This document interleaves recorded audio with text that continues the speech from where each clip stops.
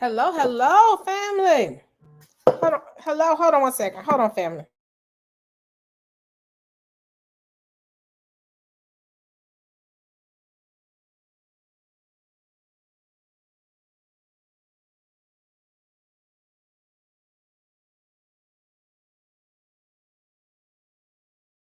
All right, family. Come on in here. Family, please share this. If you know anybody in the community, ping them and let them know. For some reason, YouTube is not acting right with me. People are not getting people are not getting notifications. So, but yeah, y'all. I'm on vacation right now. Took a little vacation today. Um, and I said, you know what? I'm gonna do a live. I'm gonna do a live. And the reason I'm doing this live is um I had a request from some people to do this. Um, if anybody knows Surreal, Matt Surreal, he used to be a part of Shield Squad. Now, Saints, I know how some of y'all feel.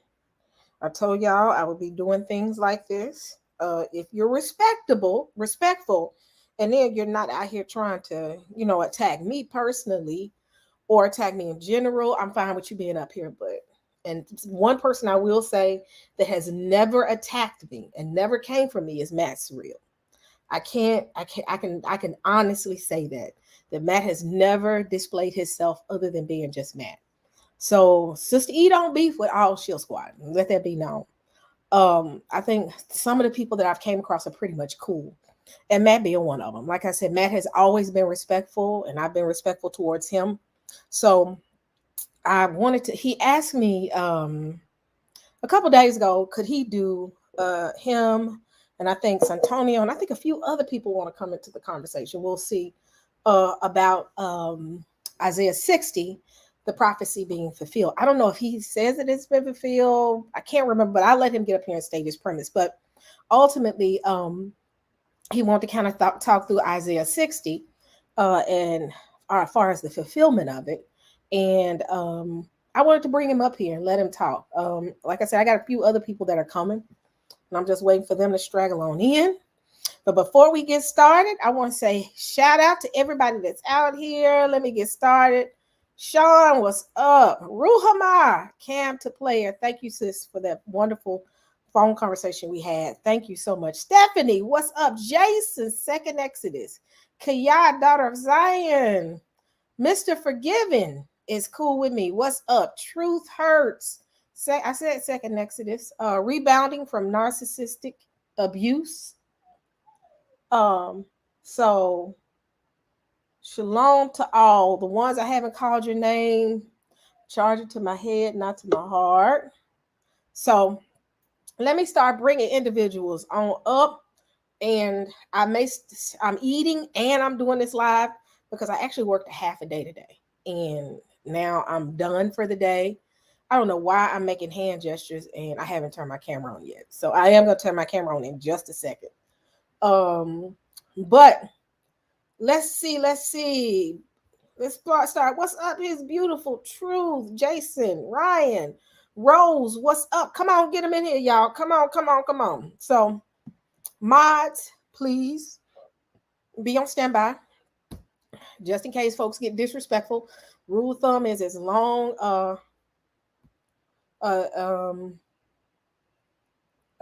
Yeah, folks shocked that I'm out here early, but folks get real greasy out here. Y'all know what to do.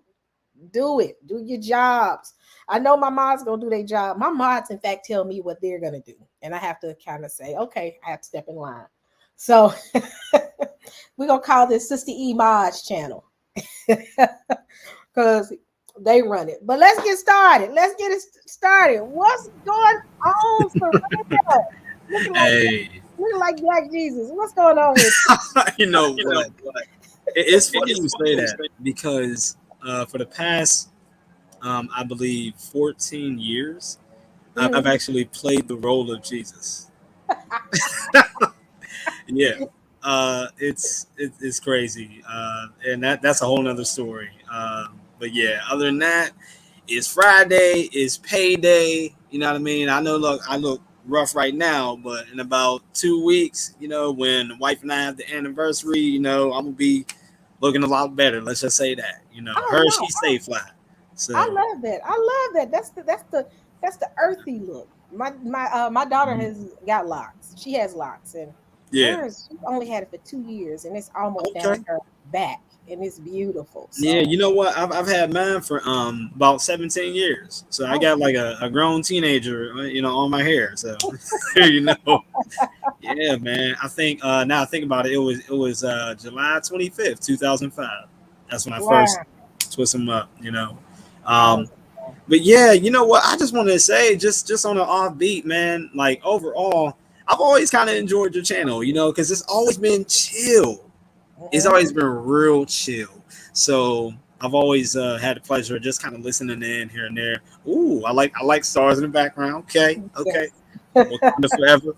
But nah, yeah, I've definitely have been a part of Shield Squad, and I admit that was really something because for years you've seen those individuals like on YouTube, but we never actually really met up until Google Hangouts. When Google Hangouts was made, that's when we actually like interacted with one another, and that was a whole nother venture.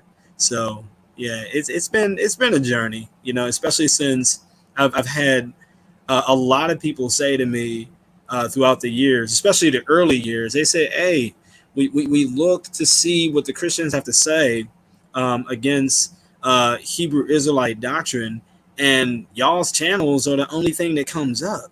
And so I know it's different now, Mhm. but I was around during the times when Black Hebrew Israelites wasn't even a Wikipedia entry. Wow. So I remember that. If it weren't for Hebrew Israelites, it would not have gotten me to go ahead and actually open up the Old Testament and actually study. And it was tough because it's like, it's 2009 for crying out loud, and Yeah. you don't know what you're reading, and I didn't even know what a commentary was. Wow. I didn't even have eSword yet. So it was. Let's just say that if it weren't for those guys screaming on the street, I wouldn't. It wouldn't have made me like who I am today in terms of like what I know about the Word of God and just even church history and just so much other stuff. It sends you on an adventure, and that's why I believe that my mentor was right when he said that you know challenges are opportunities in reverse. And that's a Yep. more like an African way of looking at things. But I don't want to run on forever and ramble. I'm sorry. I Oh don't even no, know. I agree with you. I agree with you. There is challenges or opportunities in reverse. It gives you opportunity to grow because Mm-hmm. challenges are painful, Yeah. but you learn from the pain. I tell them, I said, in my job that I'm in now, I was baptized by fire, meaning every challenge. My first 5 years of my career was challenges, constantly challenged, being challenged, and dealing with things at work to the point that I'm where I am now because of that.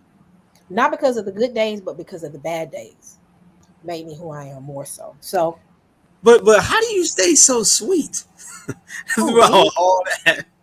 You know, because I mean, it is kind of ironic. Like the people that have like the sweet, like my wife, for example, like the people that have the sweetest spirits, you'd be surprised like the type of background that they have. And I know just knowing you, I know it's probably something real similar, man. But y'all just stay gold, and that's the most divine side of y'all, and I oh, really yeah, really appreciate that.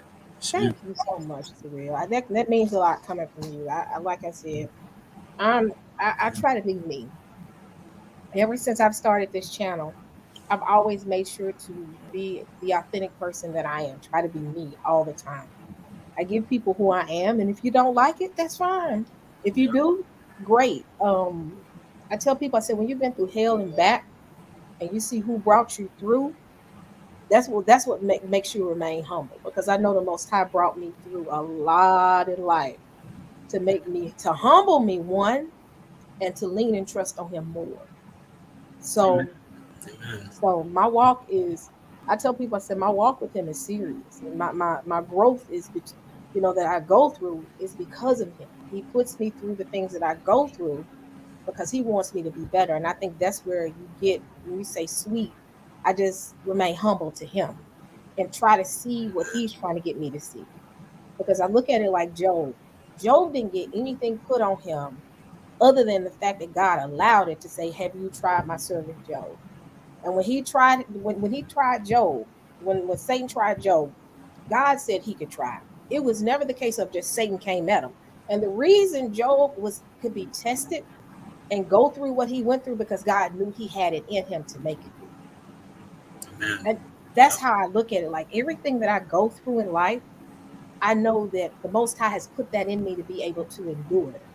Because I really believe in the word when it says he'll never put nothing on you that you cannot bear. And Amen. everything that I've been through is because he knew I can bear it.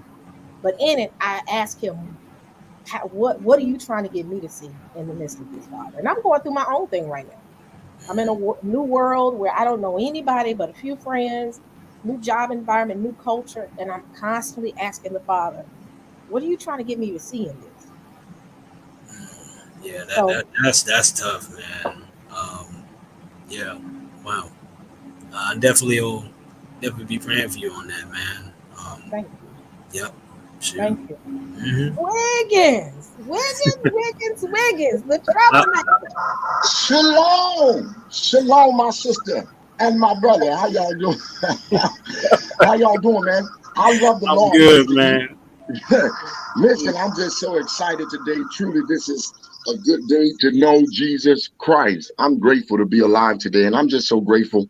Sister E has me on her show, and we're going to get a chance to talk about Isaiah 60. I want to tell you all, I love you all. Thank you all for who all are listening. Pray with me, and let's see what we can get into.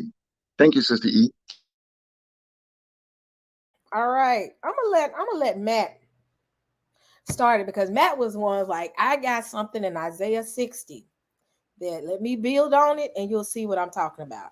So I really don't know what Matt is gonna say, but I just want to hear it. And again, we all respectful up here. We may not all agree with what's being said, but it's good to have these type of conversations. So I will say this much. I know we're gonna be respectful in here. Chat, make sure everybody's respectful. If they not, kick them out. That's key right there. So let's get started. So Matt, I'm gonna let you lead off on your stance when it comes to Isaiah 60. I'll share my screen. Okay, cool, Okay. cool. Um, so yeah, I guess the first thing I'll say is that this is coming from my app. This app is called Christian Hebrew Q&A Pro. It's $10. It has 58 questions on it.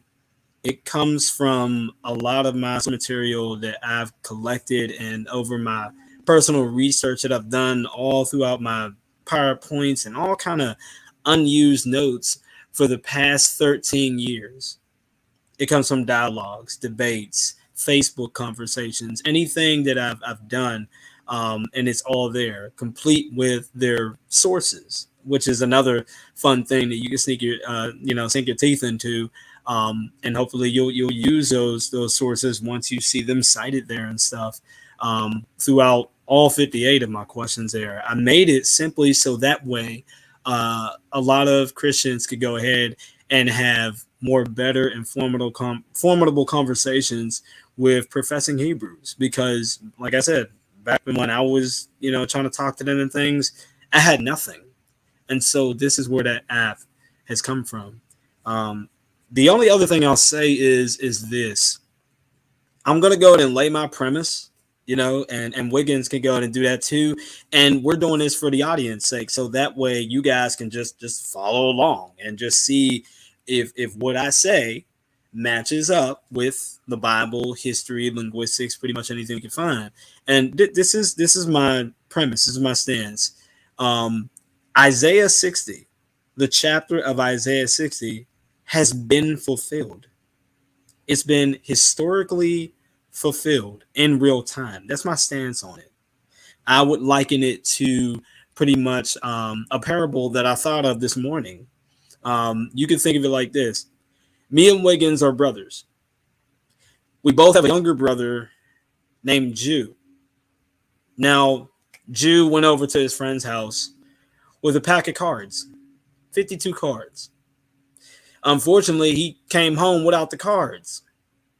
And mom started to yell at Jew. And me and Wiggins, the older brothers, were looking on. And mom simply says to Jew, hey, your dad bought you them cards. When are them cards going to be home? He said, all right, I'll get them on Friday. So all of a sudden, we're going to high school and things like that. He's going to middle school and whatever. Finally, on Friday, he actually, he has the cards, right? But the thing is, he's not home. He's out playing or whatever. We go ahead and we see that there's like a card deck in his room. So there are the cards. Mom said, when are they going to be home? He said, man, they're going to be here Friday. Friday hits, the cards are there. But the thing is, we counted up the cards. We didn't get 52 cards. We only got 49 cards. There are 3 cards that are missing. Wiggins says, you know what? The cards aren't here. I end up saying, no, yes, they are. He went and got them, and they're here. Wiggins said, but all the cards aren't here. So therefore, he didn't get the cards. We're still waiting for him to get these cards. Then all of a sudden, now the mom don't know this, okay? Then all of a sudden, a year goes by, right? We kind of forget about it or whatever. And for some reason, we end up remembering it, right? And so we go up to Jew and we say, hey, look, did you get all the cards? And Jew says, yes. He says, yes, he got all the cards.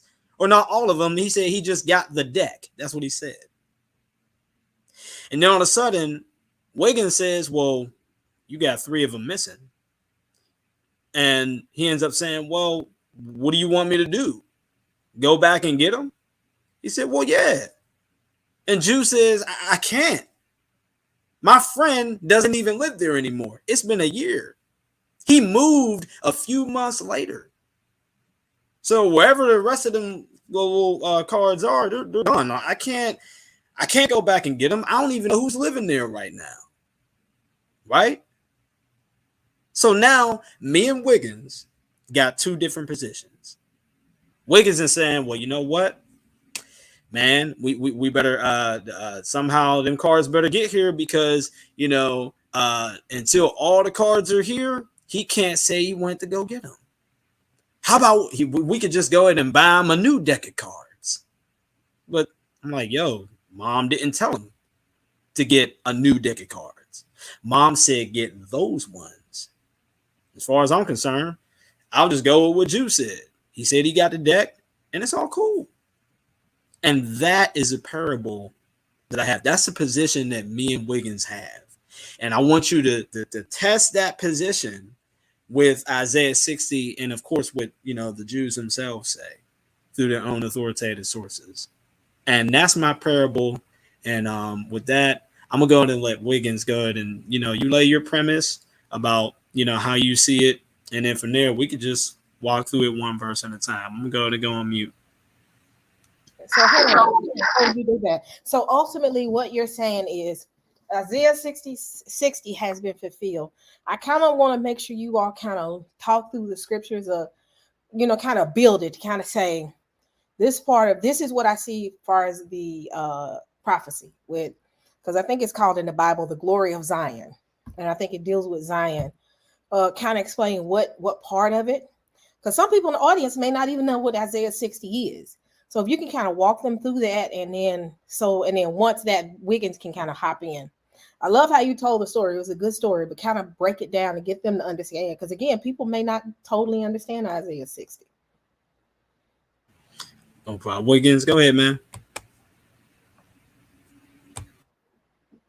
Now she wants you to give a breakdown. Yeah. Love you.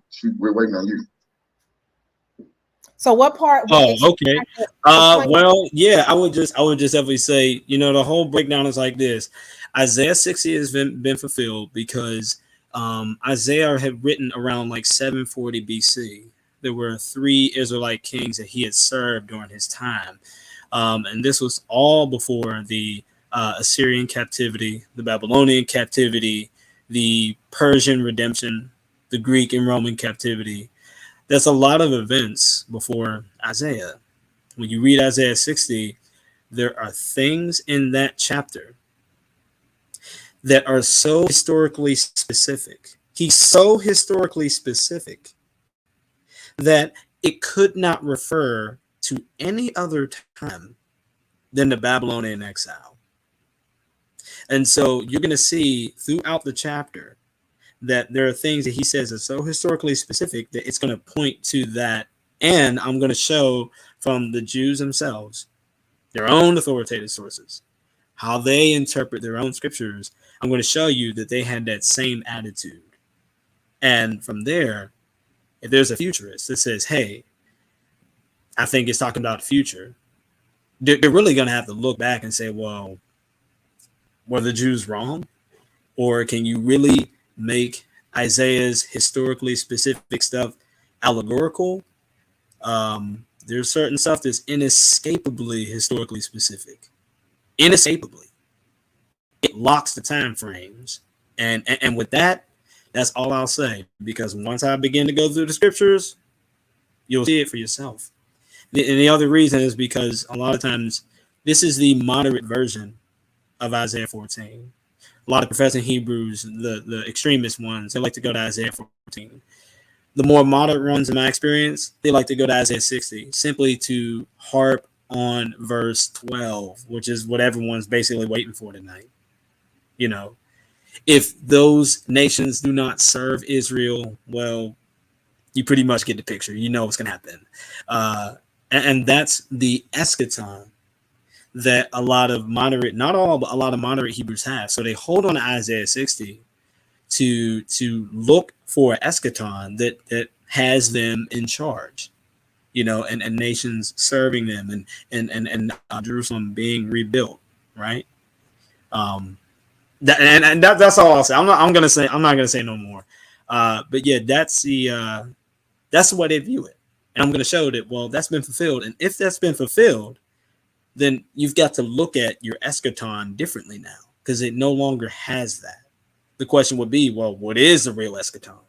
You know, that'll be for maybe another video for another day. I hope what I said really kind of makes a bit more sense now. If not, let's just walk through it. Okay. I'm sorry, I'm eating and I'm doing this live. So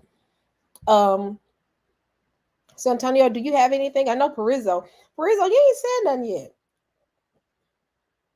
Perizzo one. Don, he must be busy. I haven't said nothing because I'm out and about. That's all. Okay. Look. Antonio? Just one little small question. What does eschaton mean, Matt? Could you explain that for the audience? So the exact word I do not know in the Greek. I just know the eschaton simply means like the final of days, the finality of something. You know, it's almost like the crescendo of something, like in music, how there's a crescendo or a climax. Yeah, or just it just that's what it basically means. It means like the highlight point of something. That's pretty much what it is. So you're basically talking about a fulfillment of some sort in the prophecy. I mean, yeah, eschatons could contain fulfillments in prophecy. You know, that's definitely true. Okay. All right. So see, you got it. Shalom to the room, by the way, and to the audience. Grace and Come peace. on, let's get it popping. I wish somebody would find Jermaine. I'm gonna go find Jermaine because I want him to come up here too. Because I want this to be a good conversation. I don't want it to be debate because this is not debate, this is a conversation. I'm gonna let Santonio come on in. What you got for us? I'm thank you for having me again, Sister E. I definitely think this is a good conversation to have because I do believe in biblical prophecy. I'm one that believes that prophecy is important as it relates to the coming of Jesus Christ and the 12 tribes of Israel. And when we look at Isaiah 60, to me, I see Isaiah 60 as a chapter that has not been fulfilled. And one reason is because when we think about the 12 tribes of Israel, that we know that they're still scattered today. And when I read Genesis 15, I want to read just one verse. It says, "In the same day, the Lord made a covenant with Abraham, saying, Unto thy seed have I given this land from the river of Egypt unto the great river, the river Euphrates." This is a covenant that God made to the 12 tribes of Israel. And I don't believe that God broke this covenant to Israel at all. And so this is one of the reasons why I want to look at this chapter and look at the glory. Has the glory of the Lord ever come to Israel the way Isaiah is prophesying it in Isaiah 60? When I read it, there's so many different things in this particular passage that I don't see being fulfilled in history. So that's my view on Isaiah 60. I think it's something that we're waiting to see come, waiting to come to pass. So I'll digress there.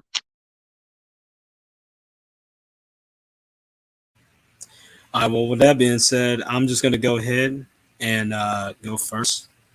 Keisha, is my screen being shared? Sister E? Okay, awesome.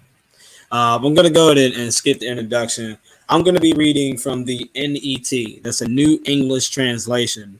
So if you guys have different translations open, that's fine. I just like the NET because of how it reads. And so this is verse 1. Verse 1 simply says, "Arise, shine, for your light arrives. The splendor of the Lord is upon you." So what I have here is from the JFB unabridged version. It says that the Chaldaic, the Septuagint, the Latin Vulgate version, and also the Arabic version all actually insert the phrase, "the city, Jerusalem." And also in extra research I've done, the Targum, which is written in the first century in Aramaic for Aramaic speaking Jews by the Jews themselves. They basically translated, paraphrase the book of Isaiah, and it says the exact same thing, the city Jerusalem, showing that they applied the prophecy to her. God's glory shining upon an object always represented God being with that person. And in this case, God is coming in a deliverance from the Babylonian captivity. So Isaiah is prophesying the physical restoration of the city of Jerusalem, her temple, and her people. Thus, the entire chapter points to its fulfillment happening during the times of Ezra and Nehemiah. And I will prove that as the chapter begins to unfold with references to those scriptures. But for right now, it just looks like that there was just nothing there. It was a void, it was darkness, and all of a sudden this light shines on the city. Why? Because usually when God shines on something, it means that he's about to do something there. And we read the rest of the chapter, we're going to see exactly what God is going to do. That's my breakdown of verse 1.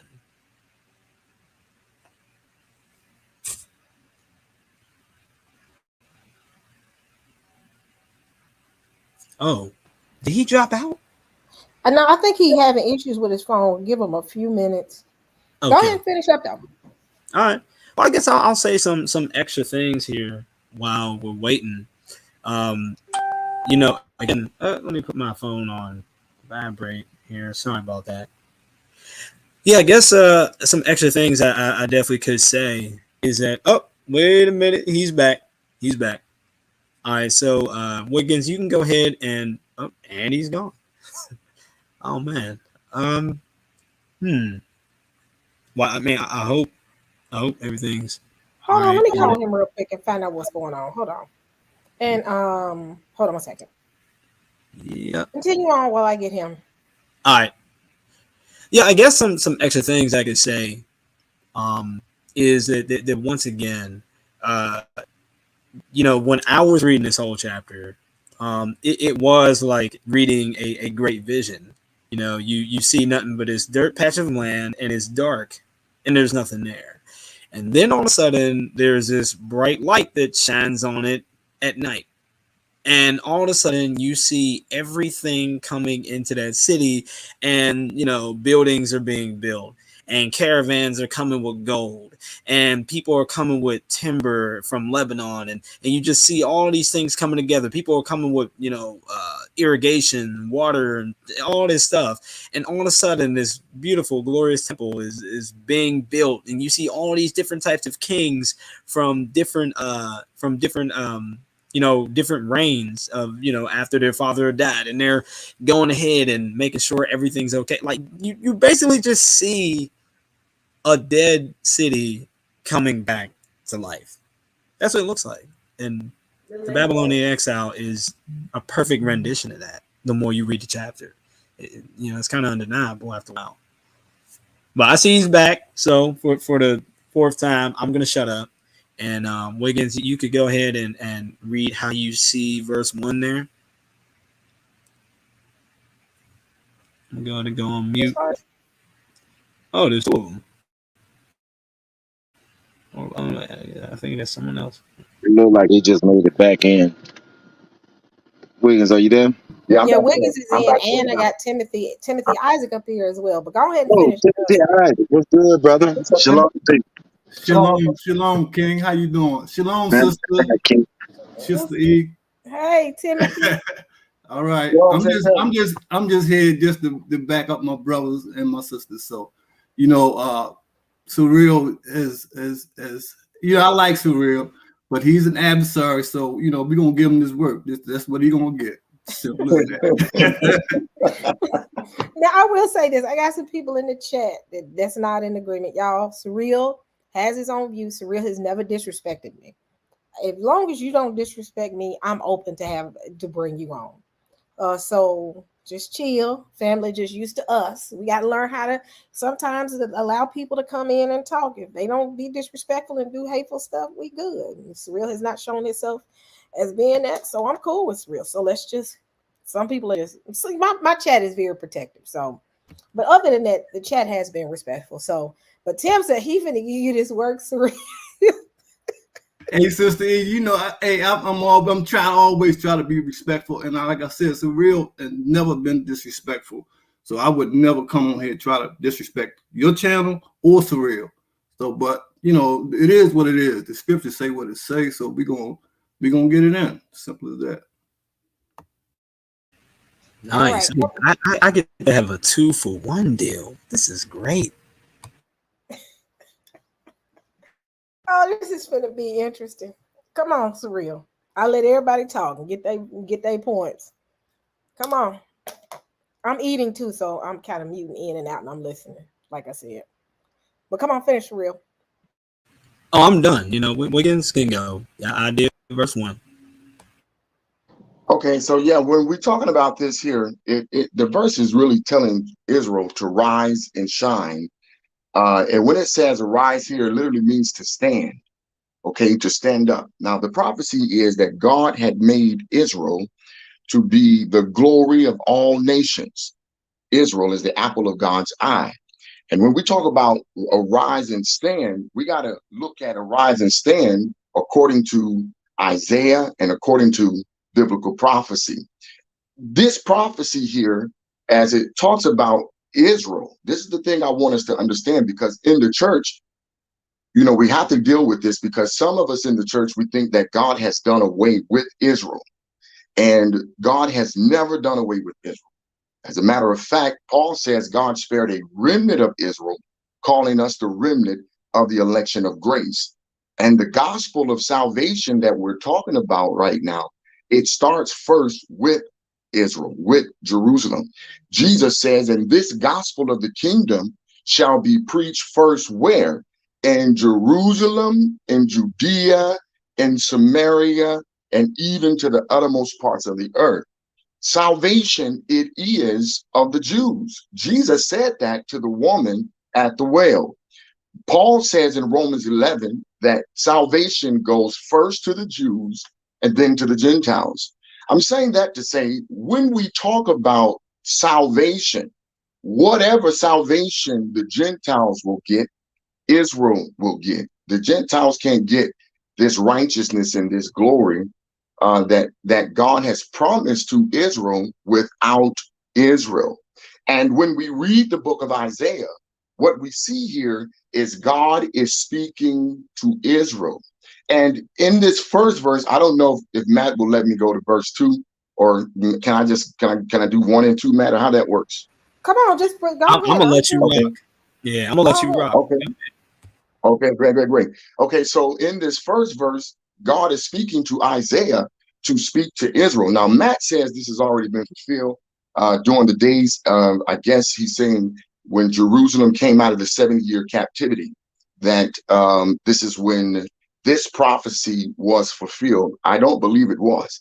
Let All me right, get the so blue letter. Hold on. Let me get the blue letter. Perizzo did bring up something. So, do you want me to pull up a Bible verse? Let me go to 60. Let me pull that up right now. Hold on. All right. Y'all getting it in and blue letter. All right. 1 second, family. Isaiah 60.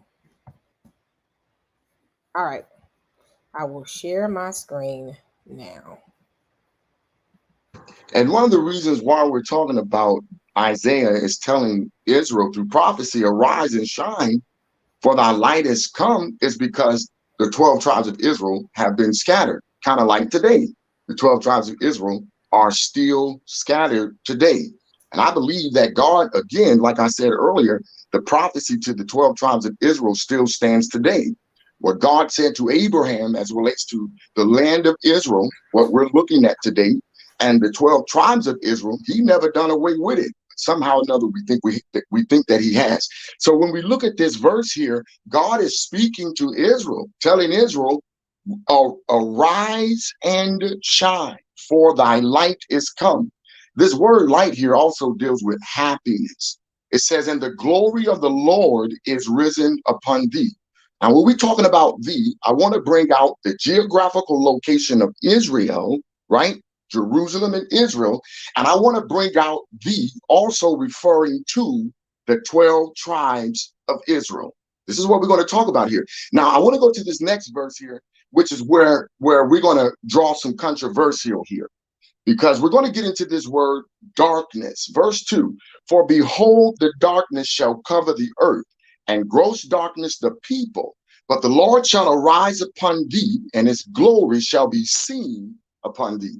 Now, when I read this verse, I literally see darkness. In my view, I see darkness. I'm going to tell you why I see darkness. And we're going to go to Exodus 10. Sister E, if you can pull it up, go to Exodus 10. Now, here's where me and Matt, we bump heads at. Matt says he feels the historical information that he's reading that says this prophecy was already fulfilled, then what we're going to read about the context of the word dark, it doesn't really apply. It doesn't really apply there, because when this prophecy was fulfilled, it wasn't literally dark. Now, my contention with Matt is when we talk about this word dark, we all know. Let me give you an example. If you go to school and they tell you they're going to teach you a word, they tell you the word, they give you the definition, and they show you how to use it in a sentence. Now, this same word darkness here, I don't know how to say it, but it's Kozak. I guess that's how you say it. It says darkness, obscurity, darkness, secret place. Now, let's go over to Exodus. We want to run over to Exodus. Let's go to Exodus 10, and we're going to look at this word darkness. We're going to see exactly what this word means when we read it through scripture. Okay? All right. Let's go to Exodus 10, and we're going to start at 21. And the Lord said unto Moses, stretch out thine hand toward heaven. Wait. Yeah, this is where it is. The Lord said unto Moses, stretch out thy hands towards heaven, that there may be darkness over the land of Egypt, even darkness which may be felt. Darkness. This is the same darkness that's in Isaiah 62. Okay. And Moses stretched forth his hand toward heaven, and there was thick darkness, right? The same darkness in Isaiah 60 and 2. There were thick darkness in all the land of Egypt 3 days. So we see this darkness here that we're reading in Isaiah, according to Exodus, that came before Isaiah. We see it literally really means darkness. Darkness in the heavens, darkness on the earth. Let's go to 23. It say, they saw not one another, neither rose any from his place for 3 days. But all the Hey, Wiggins, you moving fast. Where are you now? You on Isaiah what? Well, no, I'm still in Exodus. Still in Exodus. Oh, Exodus. I didn't know that. You should have Yeah, said. yeah. I'm in Exodus 10. I'm sorry. I'm in Exodus 10 and 21. Okay, that's where I was at there. Gotcha. Talking about this word darkness. This same word darkness is in Exodus 21. It's also in Isaiah 60 and 2. I'm arguing that it's a literal darkness based off of this context that we're seeing about darkness. You see that there? So when Moses stretched forth his hands, it was literal darkness over the land of Egypt, right? And the scripture says that verse 23, they saw not one another, neither rose again from his place for 3 days. But all the children of Israel had light in their dwellings. Now, do we see here that this word darkness that's in Exodus 10, it is the same darkness, exact darkness in Isaiah 60 and 2. Now, this is where me and Matt butt heads at right here. Okay, because I really believe, now, Sister E, we can go back to Isaiah 60, because I just wanted to just show this darkness here, right? So you can't tell me I'm crazy for saying in Isaiah 60 and 2 that when it says, behold, darkness, we're going to get back into it, shall cover the earth. You can't tell me I'm crazy when I say there's coming a time there's going to be real darkness on the earth. And the only place going to have light is in Israel. You can't tell me I'm crazy because it's right here in Exodus 10 and 20, 21, 22, and 23. Okay, let's go back. Let's go back to Isaiah 60. You still with me, Sister E, or have I lost you? No, I'm still here. I'm at Isaiah 60 now. I'm back at 60. Okay, so now I'm going to digress here at this verse, because then Matt can jump in and explain how he feels it. Now, look here. For behold, darkness shall cover the earth. Kind of like the darkness you saw over there in Exodus 21. And it says, in gross darkness, the people. But the Lord shall arise upon thee. Right? It says, and his glory shall be seen upon thee. So from my exegesis of Isaiah 61 and 2, God is speaking through Isaiah to declare a prophecy to Israel. Even though you may be in trouble, there's coming a time that my glory is going to rise and shine upon you. And when my glory rises and shine upon you, it's going to be darkness on the earth. That sounds crazy. Yeah, but it's going to be darkness on the earth. I'll stop right there. All right. And with that being said, I'm going to now go to verse 2. So that way everyone can compare. And again, I like my screen to be shared. So now we're going to go ahead Which and... one? You're talking about right here? This one? Oh, yep. So now we're going to go ahead and go on to verse number 2. Now, for verse 2, it simply says, for look, darkness covers the earth, and deep darkness covers the nations, but the Lord shines on you, right? And according to verse 1, the city of Jerusalem. Not a future generation, no, the city of Jerusalem. His splendor appears over you. Now, the darkness first covers the earth. That's eret in the Hebrew, but yet it is G in the Greek. Why is this very important? It's important because we know we have all kinds of words for earth or world in the Greek. When the Septuagint, remember the people who wrote the Septuagint, the Jews themselves, they're translating what the Hebrew word means in the Greek. Eretz may be a little general, but Greek is more specific. They could have used cosmos, they could have used ecumene, they could have used all those Greek words for world or earth, but instead they use the word G, right? And G is very specific. It means being the actual region around Israel and flows out to the nations of the world. God's first act is to simply shine upon the land, signifying that he is about to do something in that very spot, that very G or geographical area, right? That's what it means. Patch soil, region, arable land. This is what that word means in the Greek. And so you can see it's very specific. He's about to do something right there in that geographical area. Now, it is an allusion. Some say it is an allusion to that Egyptian darkness in 1021.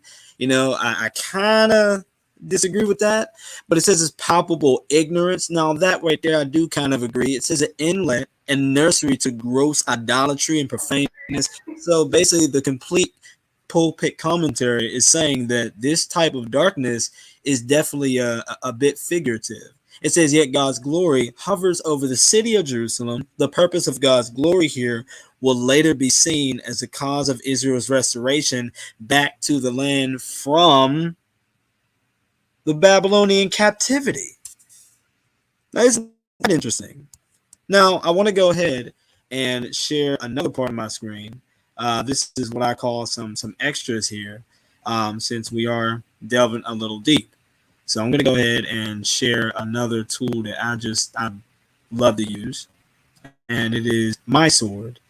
It's a phone version of eSword, and let's just say it's been beefed up throughout the past years. And if you guys want it for free, let me know.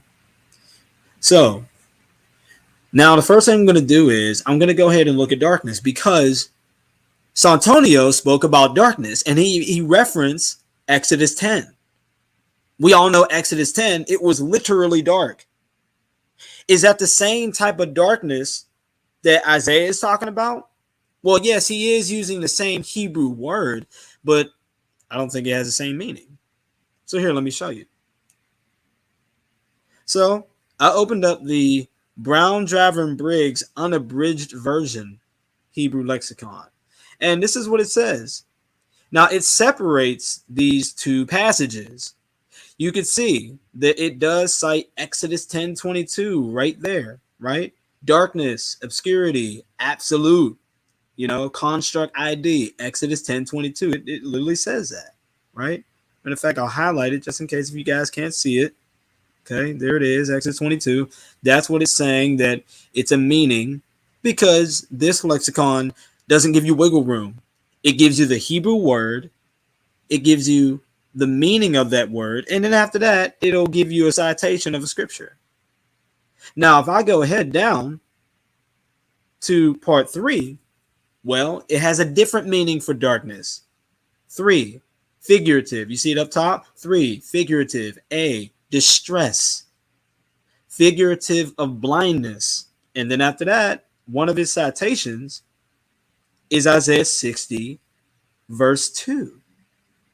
So again, according to the lexicon, it is a different type of darkness altogether. It's one of blindness, of distress, those types of things. That's what it's literally kind of talking about there. It is not a physical darkness. It's just going to be completely dark. No, that was Exodus 10. Quick question. I'm only asking a question because I'm curious. It's okay. Is it similar to Matthew's 24:29 darkness? Because I know it says immediately after the distress of those days, the sun will be darkened and the moon will not have its light, and the stars will fall from the sky and heavenly bodies will be shaken. Is that the same thing? Well, we couldn't find out. You know what? I'll definitely go ahead and look for that a little later, right here on my phone here, because I can do the same thing to any Greek or Hebrew word. But I definitely keep that. It could be, Sister E. I definitely think it could be. And what he's bringing out as relates to, you see more to the word. It's all under the same word in Exodus 10 and 20. It's nothing new that he's bringing out at all as it relates to this word darkness. He's just wasting time here. Now, and I want to say this. Let him finish his point. Whoa, bro, like, dang, I didn't even. Sosoreal is ready. He's ready. So I'm gonna let him finish. But I only asked that I'm question. sorry. Dag, like, okay, I didn't even.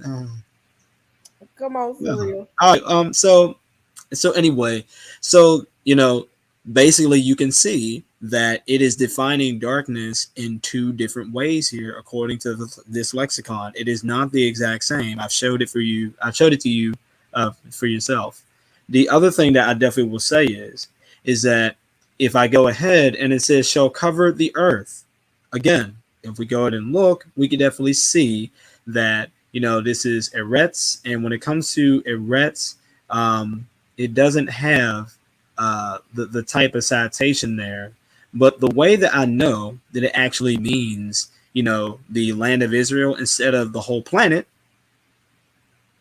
is simply to go to the Greek Septuagint, because it renders the same verse. And right here, you can see 1093, the earth. And it says, oh, there it is. Gi. Look at that. An arable land, right?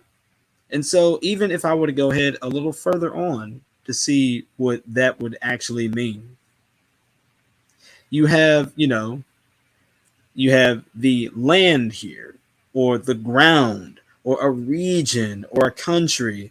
This is what this word means for the majority of its meanings, is being very specific of an area.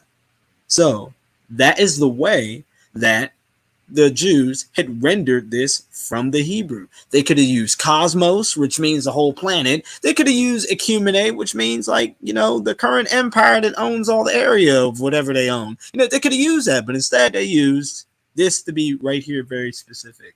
That is the reason why I believe when it says, for darkness shall cover the earth, or the land of Israel, which is consistent with what God said he's going to go ahead. The light and glory is risen upon you, city of Jerusalem. That's consistent with God is shining his light, not on the whole planet, but on this patch of land, this patch of earth, the land of Israel. Now, of course, it says here, and gross darkness covers the people. We know that obviously the people is Israel, but notice it's not the same darkness here that covers the land. It says there's a gross darkness that covers the people, and this is a different Hebrew word, H6205. And so you can see here, according to the lexicon here, this has a totally different type of meaning. It says here, if you look further down, as swaddling bands of the sea, figurative of misery, Isaiah 60, verse 2. So the darkness there is more of like a type of misery. And yeah, if your land has been sacked, and you're in captivity and your land is just bare, then yeah, that's about as miserable as you can get. So this darkness here, this gross darkness, is basically a type of misery, but God's gonna go ahead and take all that away. Now, I do believe that that's about it. It says, but the Lord shall rise upon thee, and his glory shall be upon thee. And so that's my, exegesis of verse 2. So you can see that it's really about the city of Israel, what God is going to do with that city, shining it on the Gi, on the land, that's filled with gross darkness and blindness and all kind of, distress. God is going to take that away. All right, so you can go ahead and do verse 3 if you want. Wiggins, I'm going to go ahead back on mute. All right, I don't know if someone else want to say something, but I definitely want to respond and bring out some more information to these verses we just read. But if there's someone else to say something, come on out, bring it out. So you got something to say? I'm gonna let you go ahead, and when you get down to 10, then I'll talk. But go ahead. Okay, cool. Okay, so one of the things that Matt keeps saying is that darkness is in the land of Israel. When we read this, we clearly see darkness is over the earth and light is in Israel. Okay, now when we talk about this word darkness, I want to bring out some other scriptures to show you that all the things he's saying, it's true to this word darkness, but it's also dark too, like literal darkness along with those other things. But I just want to show you some other scriptures where it literally speak of the word thick darkness, and you'll see it's dark. In Exodus 20 and 21, and the people stood afar off, and Moses drew near unto the thick darkness where God was. Where are you again? Again, I'm That's trying to see. Exodus 20, 21. 20. Okay, Exodus Exodus 20. 20, 21, talking about Moses drew, and the people stood afar off, and Moses drew unto the thick darkness where God was. I just want to just show that this word means literally. It means those things too, but it literally means dark. Okay. I got another scripture I want to read. I got two more. So then this one is Deuteronomy 4 and 11. If you can go there. If I'm going too fast, just tell me. Okay, so that one, the first one was Exodus. Did you see it? It was Exodus 20, 21. Exodus. Okay, what are you putting now, Sister E? You said I Did, put Exodus 20 and 21 up there. Now did, you say go to did you read Deuteronomy. it? Wait, did you read Exodus 20, 21? Oh, let me go back. I'm sorry. Did you see it? Sorry. No, I just want to make sure you saw it, so I don't. So if I'm going too fast. No, you're good. You're good. So it says, and the people stood afar, and Moses drew near unto the thick darkness where God was. And that's KJV. Now you want to go to Deuteronomy 4, Yeah. 11. Okay, I'm going there now. Uh, And what you're coming from is and I had it's on the screen now. okay. Okay. And he came near and stood under the mountain, and the mountain burned with fire unto the midst of heaven with darkness, clouds, and thick darkness. Okay. Okay. So now this is the part I want to see when we're talking about this darkness here. This is another darkness I want to say is going to be upon the people too. Okay, so for verse 2, it says, for darkness, we already looked at that darkness. Now, I was looking at the darkness in Isaiah. I should have told you, I do go too fast, but I was looking at this other darkness in Isaiah 60 and 2 that's going to be upon the people. Okay, it say cloud, heavy or dark, cloud, darkness, gross darkness, thick darkness. We're back in Isaiah 60 and 2 now. Back to Isaiah 60 and 2. I wanted to look at this other word, darkness there, that's going to be over the people. Okay, so we're saying darkness shall cover the earth. That's one darkness, and then we got darkness shall cover the people. Isn't that's two darknesses? Two darkness. I should say. Does that make sense? Hello. Yep. Okay. Okay. So I just want to make sure we're looking at that. So we're back in Isaiah 60 and 2, and those scriptures I called you to read dealt with this darkness here. It's still over the people. So all of those things that Matt is adding, I'm also adding darkness on the earth and darkness over the minds of the people, misery. And the only place that's going to have light in the earth, according to Isaiah 61 and 2, would be the geographical location of Israel. That's the only place that's going to have light. Now, I know this sounds crazy to hear it preached this way, but or taught this way, but everything I'm using what we talk about, parsing out the words. Again, I came out saying if we tell you you're going to learn a word, I'm going to give you the word, the definition, and how to use it in the English. I mean, how to use it in the sentence. I just showed you how darkness here that's over the people was used in the sentence, and how it covers the earth. So you can't just say it's not literal darkness, as Matt is saying. Again, the only reason Matt is saying it's not literal darkness and it's only figurative because his scholars told him that Isaiah 61 and 2 was fulfilled. And that's why I digress there. Matt, you can jump into verse 3.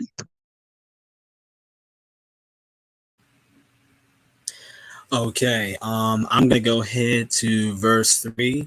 If anyone wants me to talk about, the sources I use and my methods that I use, which is very sober, if I can say, all they have to do is ask me. But I can definitely tell you and assure you that I'm very conservative, traditional, and sober when it comes to the way that I use sources. I'm not a kind of a fire and brimstone kind of extra esoteric kind of guy. I don't use things like that. I try to go where with the cultural expressions of how whoever is speaking is speaking, and I try to stay inside of that. So I'm gonna go ahead. We're gonna go to verse 3. Now, verse 3 is interesting because it says, "Nations shall come to your light." All right, so we're picking up where we left off, where we know where this light is. I already ended up parsing it out, I guess you could say that, about the land and the people being shined on despite them being in gross darkness. God's going to do something there. So now nations are going to come to your light. Where is that light? The city of Jerusalem, according to the Targum and the Septuagint and all the other versions that we have of this. Kings to your bright light. Now, I'm going to show you guys along in the chapter that Persian kings, neighbors, and conquerors of Babylon came to the Jews and delivered them and helped them rebuild their temple. For example, in Nehemiah, he's one of the guys that came back with Ezra, Babylonian exile, right? The basics. In Nehemiah chapter 3, verse 2, it says, "And next to him, the men of Jericho built.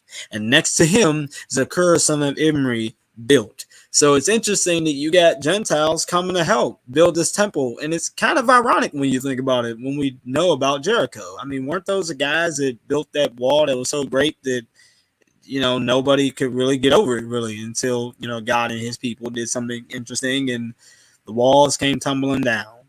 Well, the great wall builders are building up the walls here, So I kind of thought that, that was historically significant and ironic there. And so much more has happened as well. Further, we'll see in the chapter. The Vine's expository commentary on Isaiah itself says, quote, "The men of his place," for verse 3, i.e.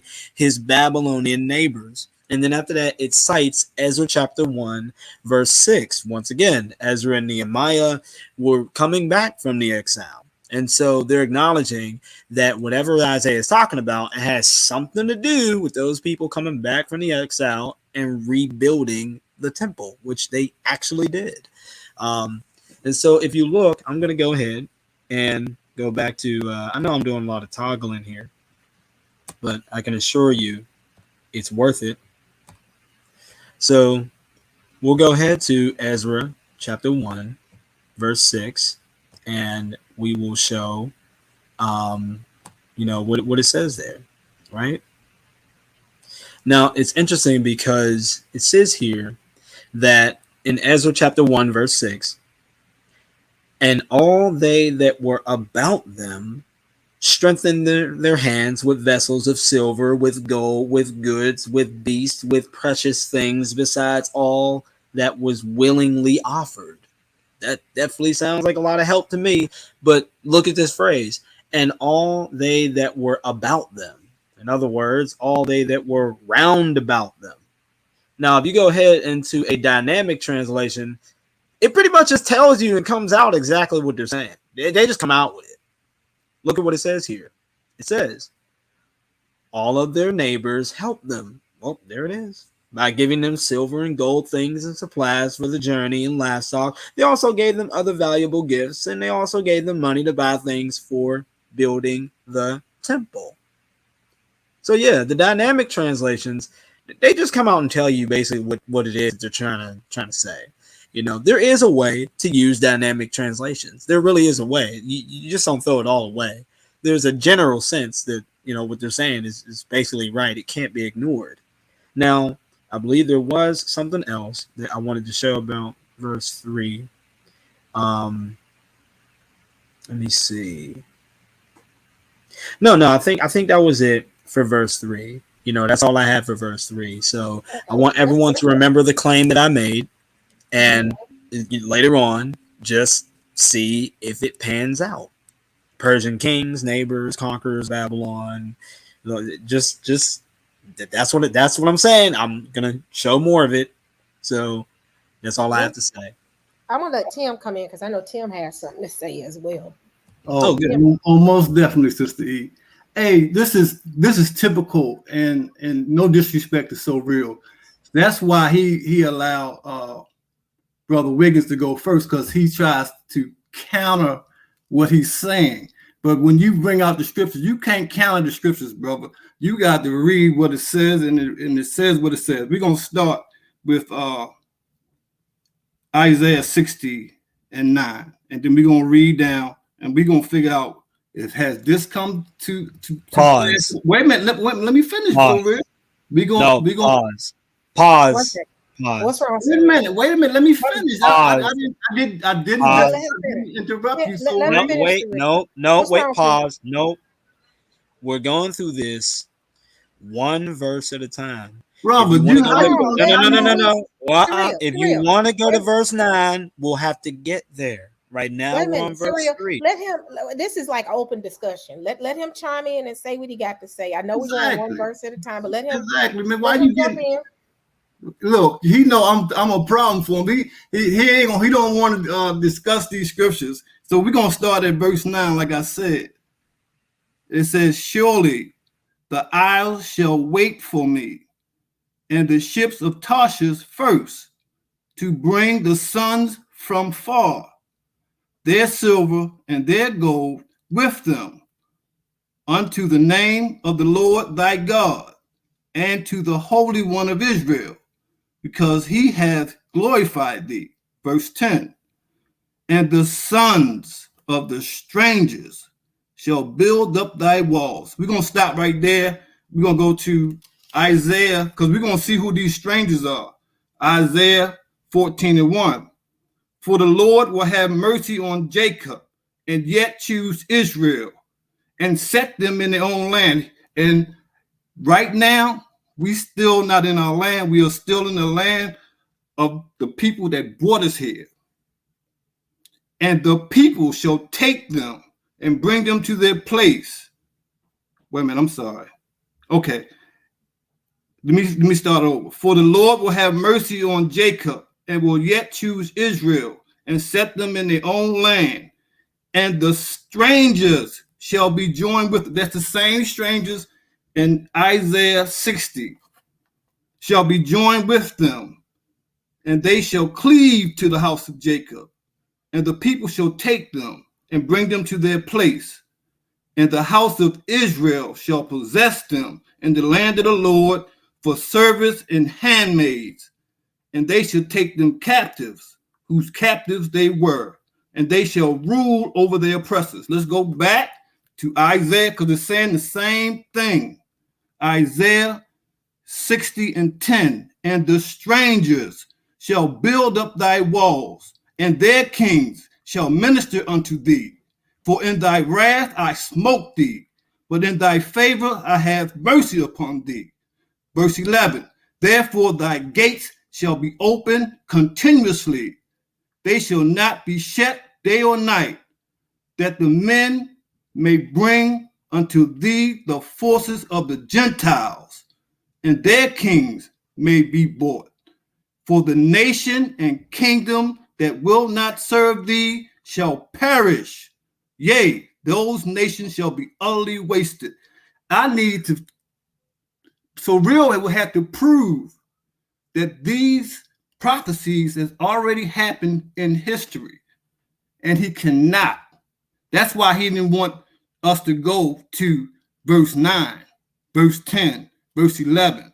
I told you, Sosoreal, when you talk about the truth, brother, you can try to dance around it, but when the scriptures come out, you can't deny these scriptures, brother.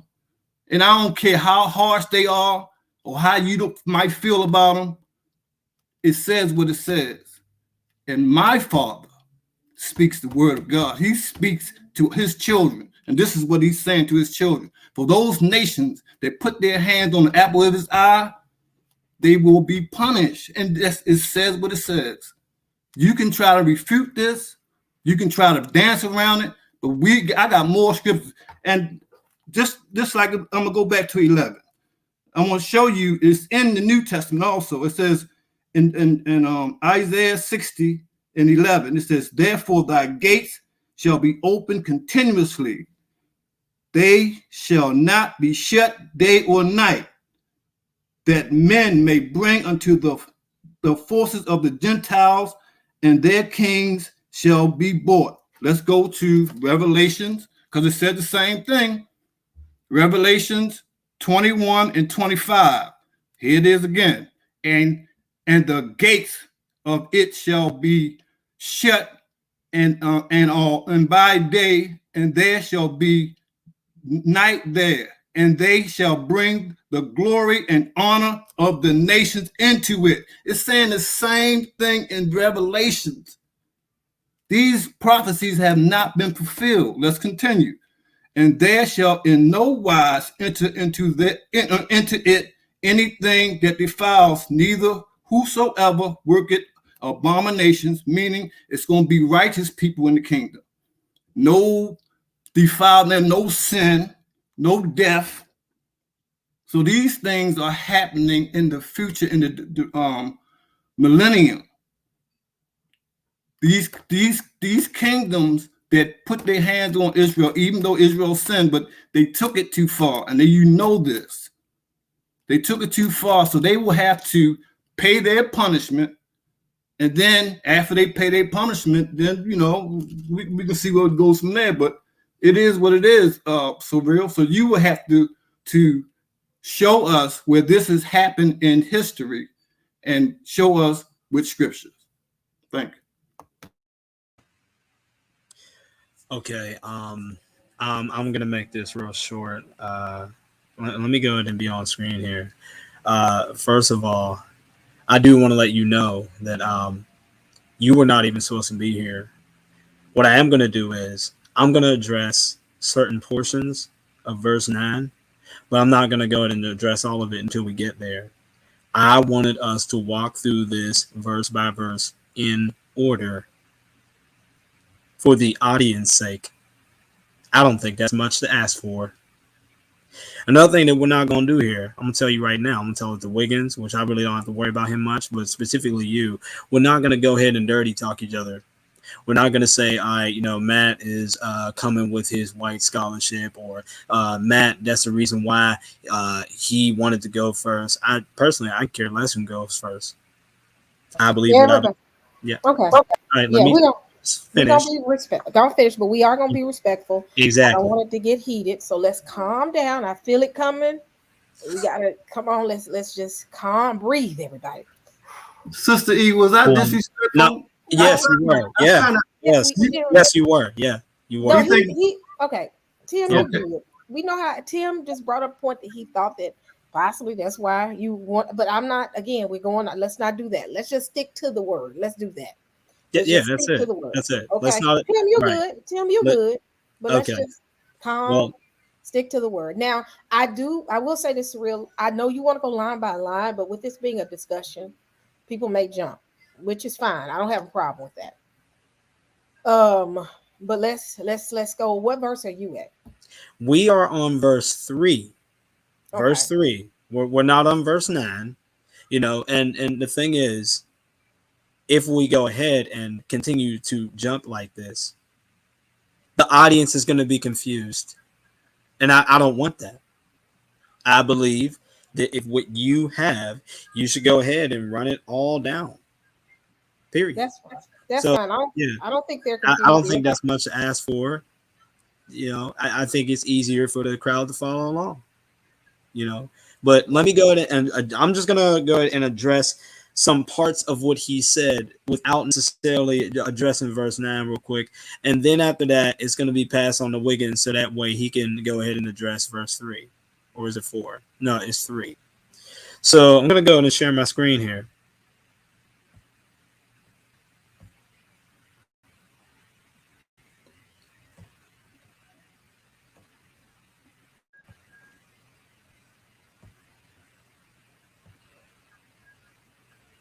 And chat, I understand y'all. I know everybody's like, why don't you?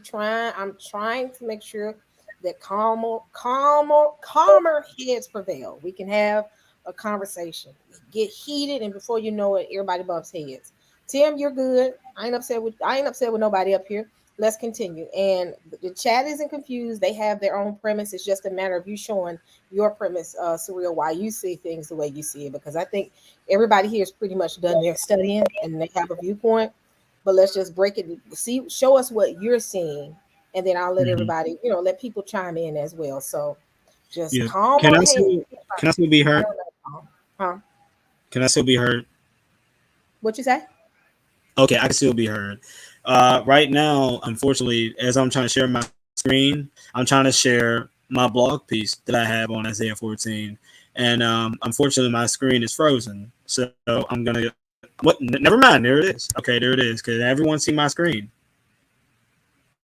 Can everyone see my screen? Yeah, we can see it now, bro. Yep. Okay, thank you. Isaiah 14 has been fulfilled. Look at here in verse 1. The Lord will certainly have compassion on Jacob. He will again choose Israel as his special people and restore them to their land. Resident foreigners will join them and unite with the family of Jacob. By the way, if you want to go to my blog, it's mattsoreal.blogspot.com. This is fulfilled in Ezra chapter 6, verse 21. Ezra chapter 6 is basically them finishing the rebuilt temple. They're putting the cherry on the cake, and the cherry on the cake is basically them celebrating. Ezra 6, verse 21. The Israelites who were returning from the exile ate it. Ate what? The Passover. You could look at verse 20 for that. Along with all those who had joined them in separating themselves from the uncleanness of the nations of the land to seek the Lord God of Israel. Notice that in Isaiah 14:1, that strangers or foreigners will join or attach themselves with the family of Jacob. That is a straightforward expression of proselytizing. Yeah, converting. That's what Isaiah means. The Hebrew word for join or attach is nilwah. The Cambridge commentary says, quote, the strangers, a sojourner or protected guest, here used as in later Hebrew with the sense of proselytes. The Jews themselves interpreted their own scriptures from the Aramaic Targum, written in the first century, a paraphrased translation of the Old Testament. Notice this is from the Jews themselves in the first century, writing in Aramaic, Isaiah 60, and this is how they render their own work. It says here, for the Lord will have compassion upon the house of Jacob, and he will delight again in Israel, and he will make them dwell in their land, and proselytes will be joined unto them, and they shall be united to the house of Jacob. We know what proselyte means. Proselytos, that means to convert. How do you convert? By circumcision. Esther 8:17 and all the rest of 19 scriptures I can get, even from Exodus 12, which contains the same word in the Hebrew in the Greek Septuagint, it says proselytes. So this is what they mean in terms of bringing these strangers with them. It's not oppression. It's joining. It's conversion. That's what it is. So, in other words, Isaiah in verse 1 is stating that the Jewish foreigners will leave with the Jews and become Jews themselves. Esther 8:17 further confirms proselyting Gentiles to becoming Jews. Another thing about this I'll point out, and after that I'll be done because we're not talking about Isaiah 14, is if you actually look up here, you can look at a summary review in the TSK, that's the Treasury Scripture of David. Basically gives you like a summary of the verses, and also it gives scripture citations. Isaiah 14 begins in Isaiah 13. The entire prophecy that Isaiah is prophesying begins in 13 verse 1. So whatever you read in 14 verse 1 and onward has to match with Isaiah chapter 13 verse 1, because he says, thus saith the Lord. That's how you see what Isaiah is saying with each individual prophecy within the chapters of his book. When he begins to say that, that means he's saying a new line of prophecy. Isaiah 14 verse 1 does not start out and say, thus saith the Lord God. No, it continues. Therefore, it is a part 2 of Isaiah 13, which verse 1 of Isaiah 13 starts out saying, the word of the Lord came to me. Okay, so you can see that it's a beginning of something, right? And yet, what do we have in the summary? God musters the armies of his wrath. He threatens to destroy Babylon by the Medes. You have the desolation of Babylon. It's all about Babylon and Persia. Those kingdoms have come and gone. But the most important part is the last verse in Isaiah 13, the one that comes right before Isaiah 14:1. And look at what it says. The last verse in Isaiah 13 fixes the time not to the end of the age, but to antiquity. Verse 22. And satyrs shall dwell there, and hedgehogs shall make their nests in their houses. It will come soon, and will not tarry. That is the Greek Septuagint version, the Bible of the Jews' day, Jesus' day. Now, our Masoretic Hebrew says, it will come soon and will not tarry. So the destruction of Babylon by the Persians is directly linked to the restoration of Israel via the return of the building of the second temple. So you cannot take Isaiah 14 and push it to the end of the age, because last time I checked, the end of the age is not something where you can say, oh, it's coming soon. No, it's coming during the end. This is written in 740 BC. So when he said it's coming soon in that time in 740 BC cannot be the end of the age, AD, way in the end of the eschaton. It doesn't match up. Those are things you have to think about when you do Isaiah 14. And that's all I have to say. Other than that, Wiggins, you can go ahead and continue from what I laid out in verse 3. So it's your turn to do verse 3. Wait a minute. Hold on. Wait, go ahead. So this gonna be an open conversation. I know it's between you, Wiggins, and everybody. I said kind of everybody's coming in gonna have this conversation, because we're going line by line in Isaiah 60. I know Don is up here as well. Don has his own view. I don't think Don can talk right now, but I think he kind of somewhat, I think, and tell me if I'm wrong, Perizzo, kind of lean towards your viewpoint, Surreal. So I made sure that everything is going to be balanced. So Don is up here as well. I like to have dialogue like this. So Tim has something to say. I don't know where Wiggins is. I think where are you, Wiggins? I'm here. I'm listening. I'm just moving around, but I am listening. Okay. I will do one little commentary on this, on the first line about the converts. It appears that in the text, he's actually right about that part. I give him the green thumb on that simply because in Isaiah, the only strangers it could be talking about is the heathens, which he quoted out of Esther. So I have to give him a check on that one because and I'm gonna go back to it. I think, well, you don't have to pull the screen down. You can if you want to. Which one you want me to go to? Verse 3 of Yeshayahu 60. I know some folks in the audience got to be curious about this. Proselytization. Proselytization is a process that started really all the way back in the Old Testament. But if you're talking about proselytos, or the conversion from old pagan, idol worshiping, pagan cultures and customs and the ways of the heathen.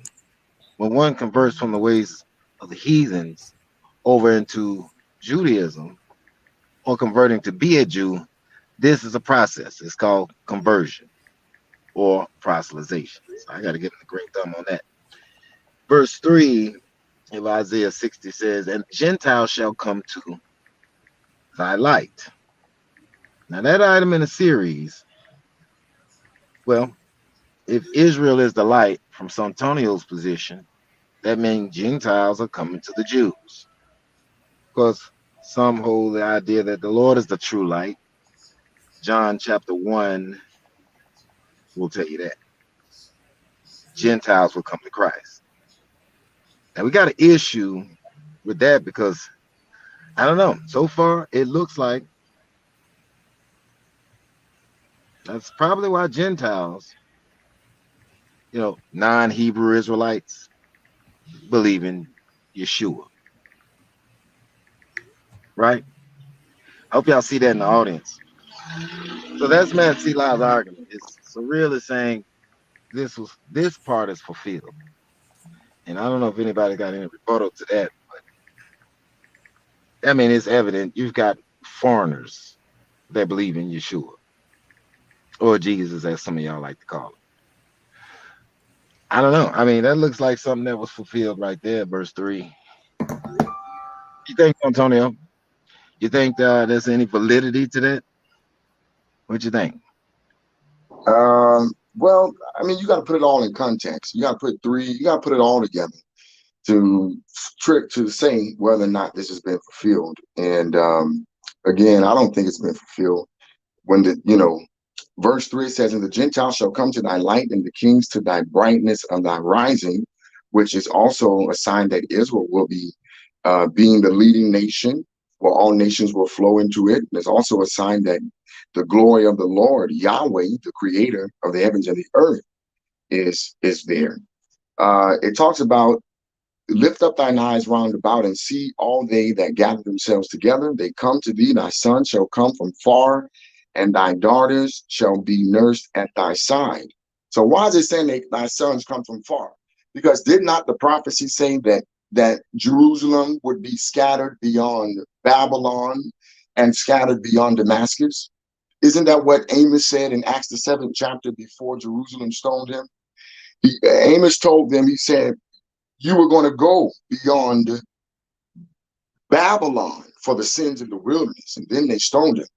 That's what Stephen said. I'm sorry. That's what Stephen said in the book of Acts before they stoned him. And then when you get to the book of Amos, Amos says the same thing, that the children of Israel would go beyond Damascus. So when we're talking about thy sons and thy daughters coming from far, where are they coming from?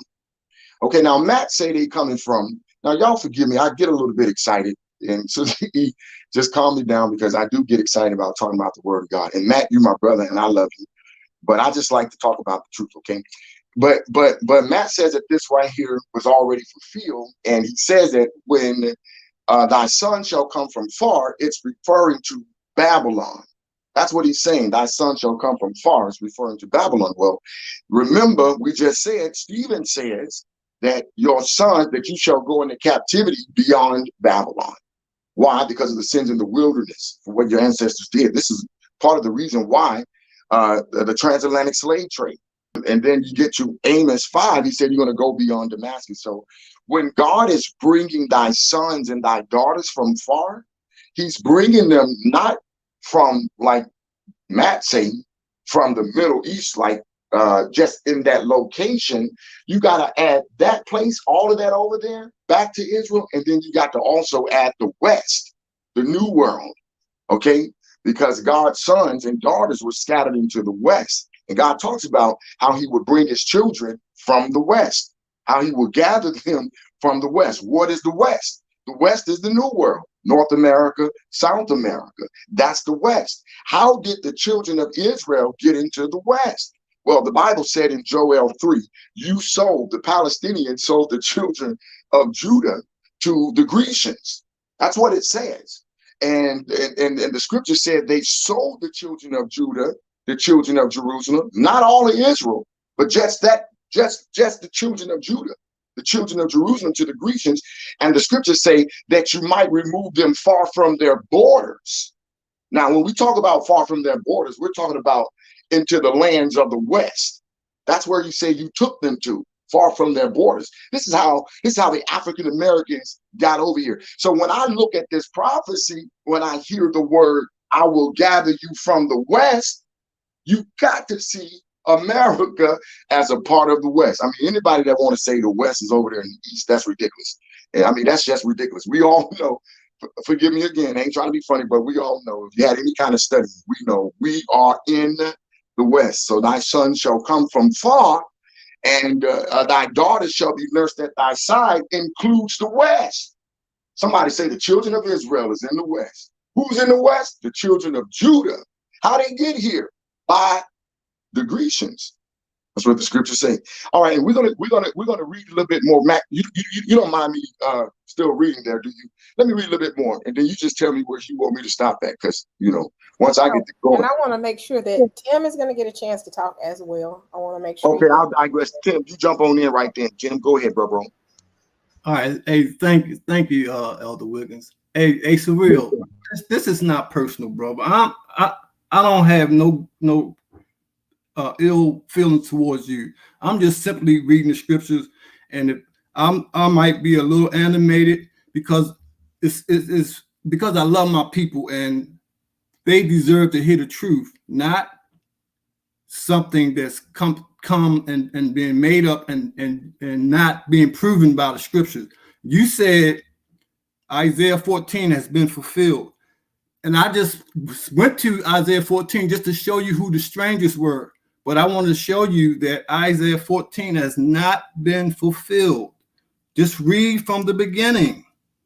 And the Lord will have mercy on Jacob and will yet choose Israel and set them in their own land.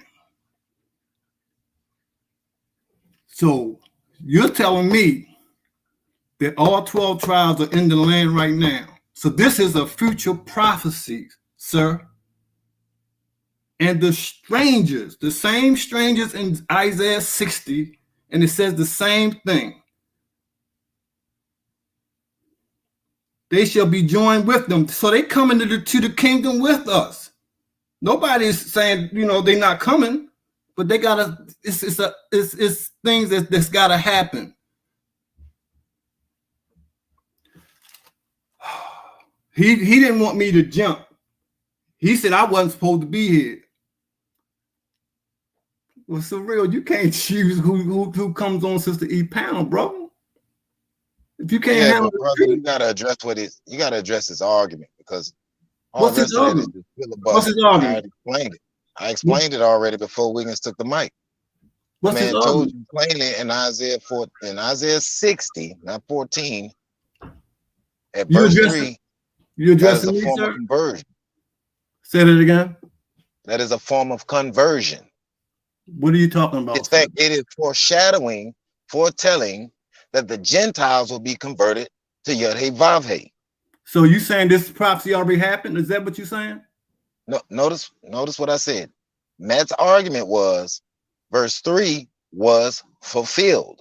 I think he stated Matt's argument. So okay, Yeah, I understand. Okay, now I understand. So you got to address Matt's argument, because that's what I explained. That's why I took the time to explain that, so everybody can follow along with what Matt is saying. You know what I'm talking about? Matt, you could probably have to put some hot sauce on that chicken, baby. I don't know. You understand what I'm talking about? Put some hot sauce on that chicken, baby. Spice it up a little bit, because people must be going to sleep. I mean, we're on the panel. Listen, the man said Isaiah 60 at verse 3 was already fulfilled. It was accomplished. That just didn't go into what he didn't do. Let me tell you what he did do. He went to Esther. Don't you see a conversion in Esther? Have you read? Have anybody read the story of Esther? But Mordecai, how there was a plot to kill all the Jews, and she goes to the king and have all this reversed. You understand that? In the case of her brother, the man got jealous of the brother, and he sought to kill him. And all of a sudden, the king said no. Once he uncovered the plot, long story cut short, people began to start converting to be Jews, if you'll actually read the story. So he cited that in the Old Testament. I stated that the conversion process went all the way back to the Torah. And even prior to Moses, there were strangers in the house of Abraham, serving Abraham. In a sense, you can call this a conversion, if you know what conversion means. But we know that Gentiles have come to Christ. We can see that in the first century. I mean, I ain't trying to make Matt's argument for him, but I agree with him on that point. But I don't know how anybody can disagree with it. But you have tried to make Sosoreal's point, and you didn't say that with scriptures. That's all we want. If you can prove what you're saying with scriptures, then I have no problem saying, okay, he's right. But do you know that there's about 60% of the Ukrainian people right now that are Christians right now? Did you know that? Wait a minute now. Let him finish his point. No, I'm saying this is Matt's argument. I'm just trying to get him to address what Matt stated. Okay, so because it'd be a little bit different if I was making this argument. But I'm just saying, Ukraine, every country on this planet Earth has Christians in it. Wait a minute. Stop. 1 second. Look who up here with us. Nicole. Sister Nicole in the building. Oh my, Sister Nicole there. How you doing, girl? Sister Nicole, she's in the building. You in trouble now, Timothy.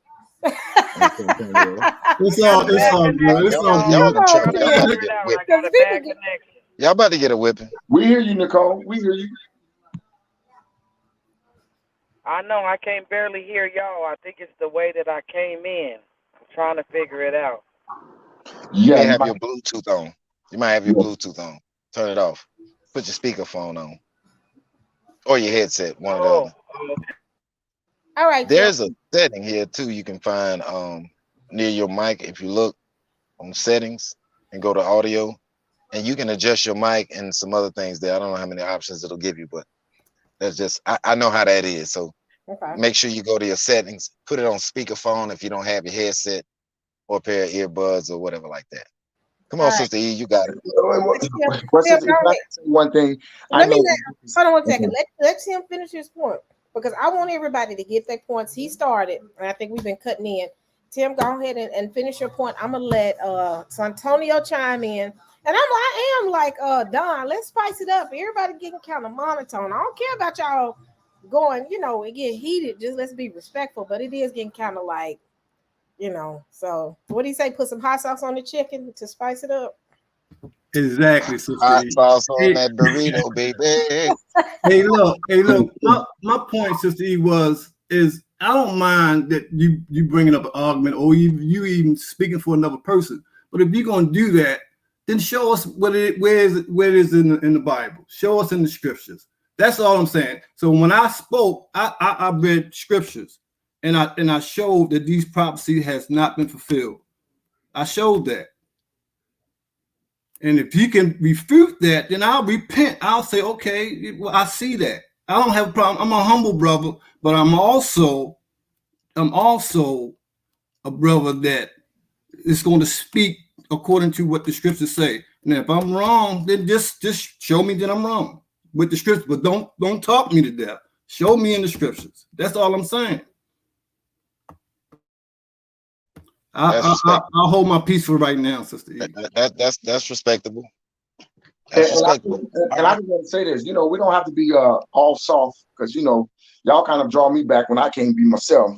Come on, be yourself, Wiggins. Come on, Wiggins, be yourself. Show out. Come on.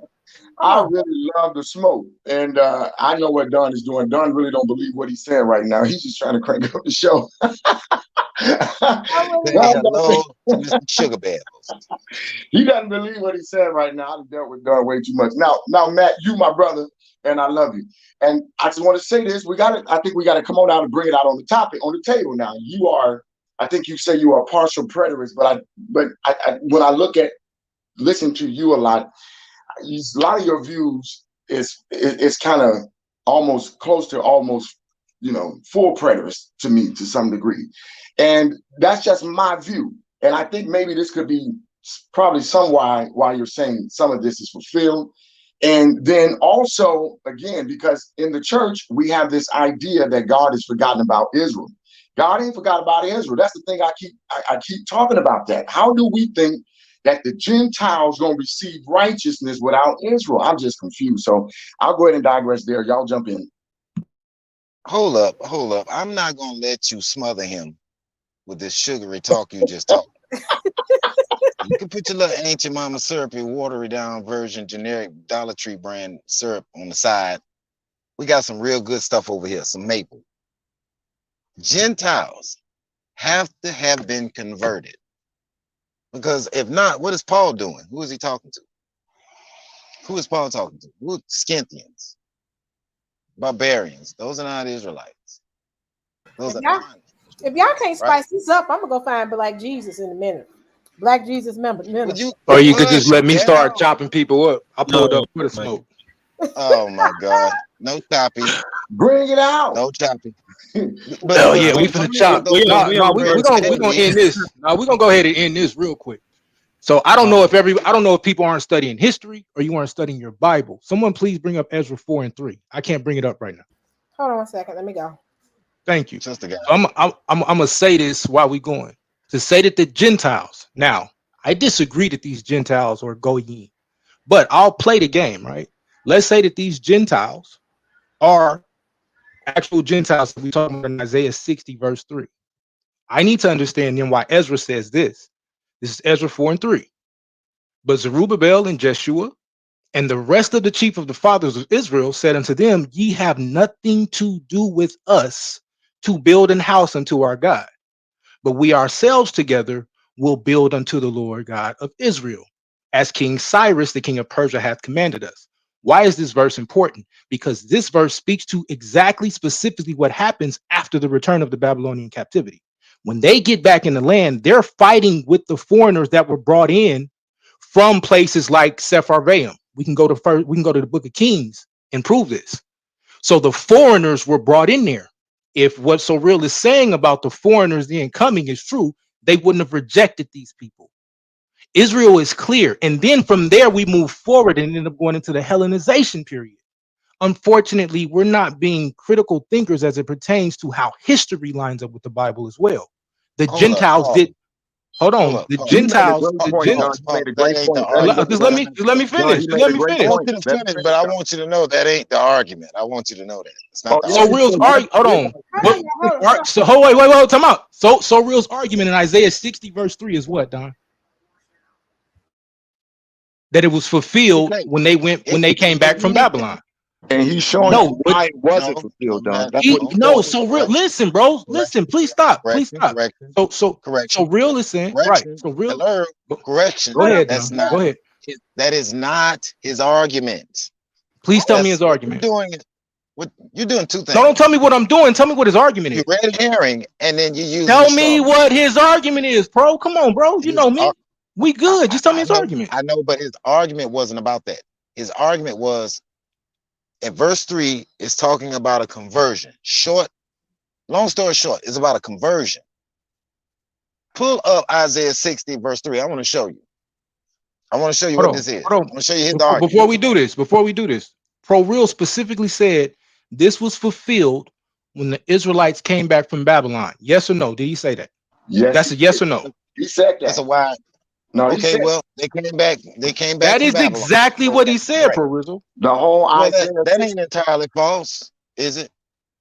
Well, he's showing you why it is. I'm showing you what I just showed you. I just showed you why it's entirely false. I can address him. No, you didn't. I can address him right now. And I want you to address that point, Matt. But I want him to know before you go before we go down this rabbit hole any further. I want you to know that's not Matt's argument. Okay, bet. Then time out. Okay, bet. Then I stand corrected. I'm saying I stand corrected. Then someone please tell me.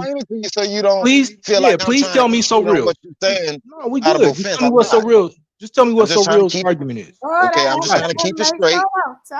I'm just trying to keep.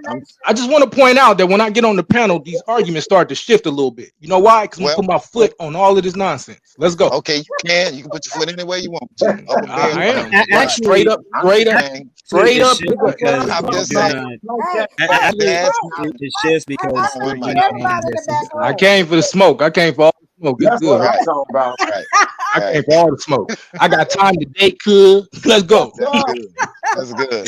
So, but before you put the foot down, the hammer down. Oh, because you know I'm just getting started, Don. You know me, bro. Okay, let's Real stay. Sugar bells. Okay, so I'm gonna make this extremely quick because again, so Antonio has to get back to verse 4, and then I got to go ahead and do verse 4. So before we do that, I'm gonna once again share my screen. So, Real, can you explain to me your argument, please? Yeah. That way I don't mess up. No problem. So I'll do that, and then I'll explain Ezra 4:3. Okay, while y'all doing that, I'm going to step away for a second. I'm going to let my daughter share the screen. Y'all ain't going to see her. She just be sharing the screen for me. I'm going downstairs and come back up. But if you go ahead, here we go. Here you go. I'm stepping away for 1 second. So if you need to share the screen, somebody yell Maddie. She just a couple of feet away from me. She can come and share it. Okay, got it. All right, so basically, my argument is, and by the way, the reason why things kind of go everywhere is not because you put your foot on stuff. It's because you bring up has. Come on, stop making it personal. Just tell me your argument, bro. Yeah, you're right. I'm sorry. I apologize. So my argument is Isaiah 60 has been fulfilled historically. I see its fulfillment in the Babylonian exile when the Jews it came back from Babylon under Cyrus and all the other Persian kings, and also with Ezra, Nehemiah, and Zerubbabel and Ezekiel. All these guys came back from the Babylonian exile in waves, and the things that they wrote actually fit Isaiah 60 when Isaiah wrote in 740 BC, which was long before the Assyrian captivity, Babylonian, and all the rest. He served under three Israelite kings as he was writing all this stuff. And so his prophecies hit a lot of things. One of them just happens to be the rebuilding of the temple, which actually did happen. And everything else that he was talking about, you could see it take place right in those events that Ezra and Nehemiah record. That's my argument. Now, about your Ezra 4:3, I'm going to go ahead and show you some things here. So basically, this is what it says. But Zerubbabel, Jeshua, and the rest of the heads of the families of Israel said to them, it is not for you, but for us to build a house for our God. For we ourselves alone will build it for Yahweh, the God of Israel, just as Cyrus, the king of Persia, has commanded us. Now, the question is, who is the them? Well, if you actually go back up to verse 1 and 2, it'll kind of give you some very real hints as to who these people are. Now, verse 1 says, now the enemies of Judah and Benjamin heard that the returned exiles were building a temple for Yahweh, the God of Israel. So we know that whoever these people are, they're labeled as enemies. Those are Gentiles, correct? Well, let's just keep reading. Are those Gentiles? I mean, it's simple. Well, again, I don't know why we can't get answers, bro. Like, it's simple. If you ask me, are those Gentiles? I'm going to tell you yes. Are those Gentiles? No. So anyway, so what are they? Look at well, so allow me what they are. I want to deal with verse. If we're going line upon line, let's deal with this verse right here first. Since you tell me what I'm saying is wrong, are these Gentiles? And if not, tell me what they are. Well, I mean, I was going to tell you line by line in verse 2. I'm telling you line by line in verse 1 in terms of who these people are not. Mm-hmm. So in verse 2, I'll tell you who they are. All right. Now I didn't interrupt you. I just let you rock. Because I didn't do all the extra filibustering. Let's go. If I don't answer your question by the time I'm done with everything, then hey, you can. Bro, every time we get into this, it's not gonna stop. Just keep going, bro. I ain't got no time for it. Let's go. Okay, thank you. Now I can keep going. Now look at this. Now verse 2 says, and they approached Zerubbabel and the heads of the fence. Oh no, wait, I wanted to go ahead and bring up the part where it says, let us build with you, like you.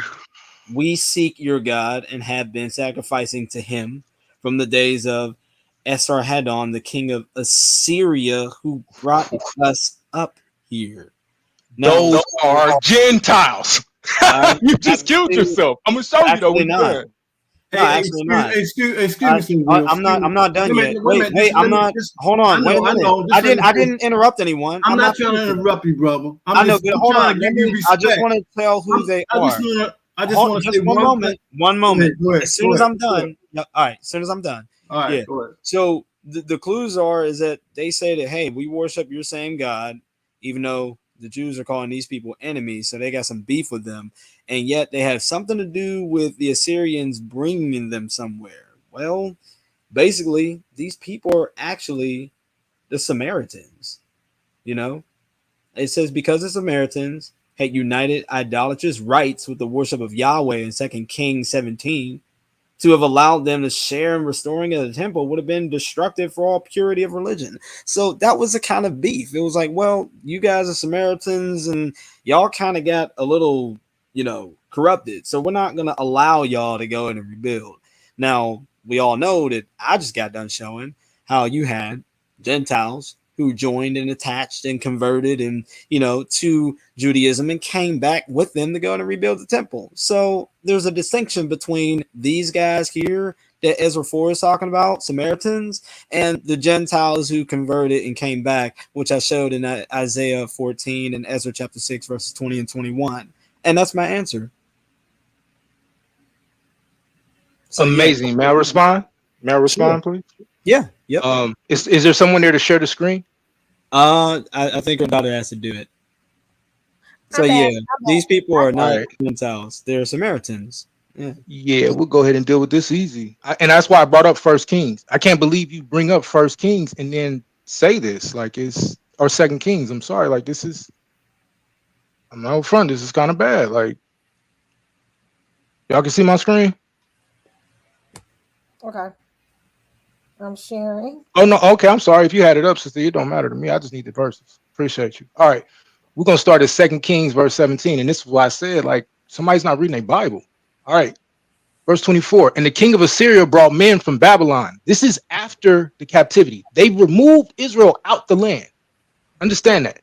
King of Assyria brought men from Babylon and from Cutheth and from Ava and from Hamath and from Sepharvaim and placed them in the cities of Samaria instead of the children of Israel.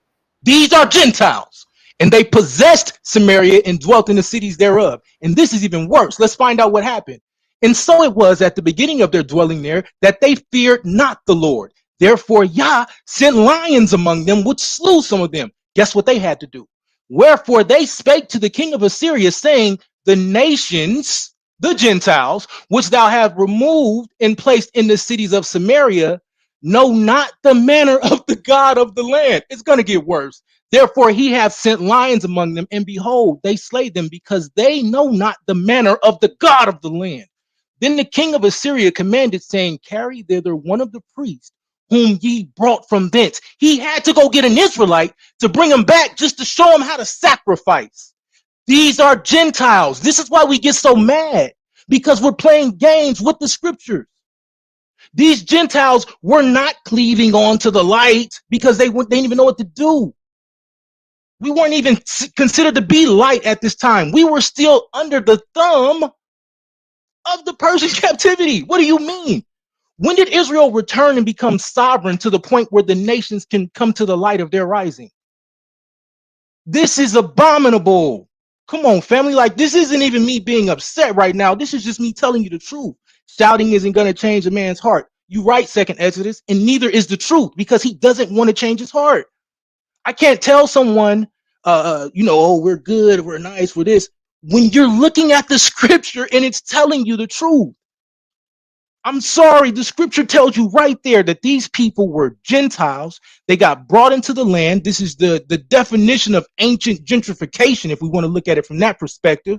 Brought these people into the land spit them out. We had to come back and fix it for them. So when they say that they've been sacrificing the whole time, it's because we taught them to sacrifice. These are the Gentiles, and they did not cleave. I promise you they did not leave. Like, we can go and look at history. This is what causes all of the fighting to move forward. So I just need us to be honest about what we see. And I know you're going to disagree with it, but this is clear. Okay, so just really quick, there's still an issue with your position. Whether I agree that the Samaritans are Gentiles or I don't agree that they're Gentiles, that they're like, they once were Israelites, but then they kind of got mixed with the nations. No matter which position that I take, it still does not disprove what I had showed about Isaiah 60 and the Gentiles coming in to help rebuild the walls of Jerusalem. Why? Because they never rejected those Gentiles for helping them rebuild the walls of Jerusalem. I quoted Nehemiah chapter 3, verse 2 earlier, which said that the men of Jericho had helped them build, and also other people had helped them build.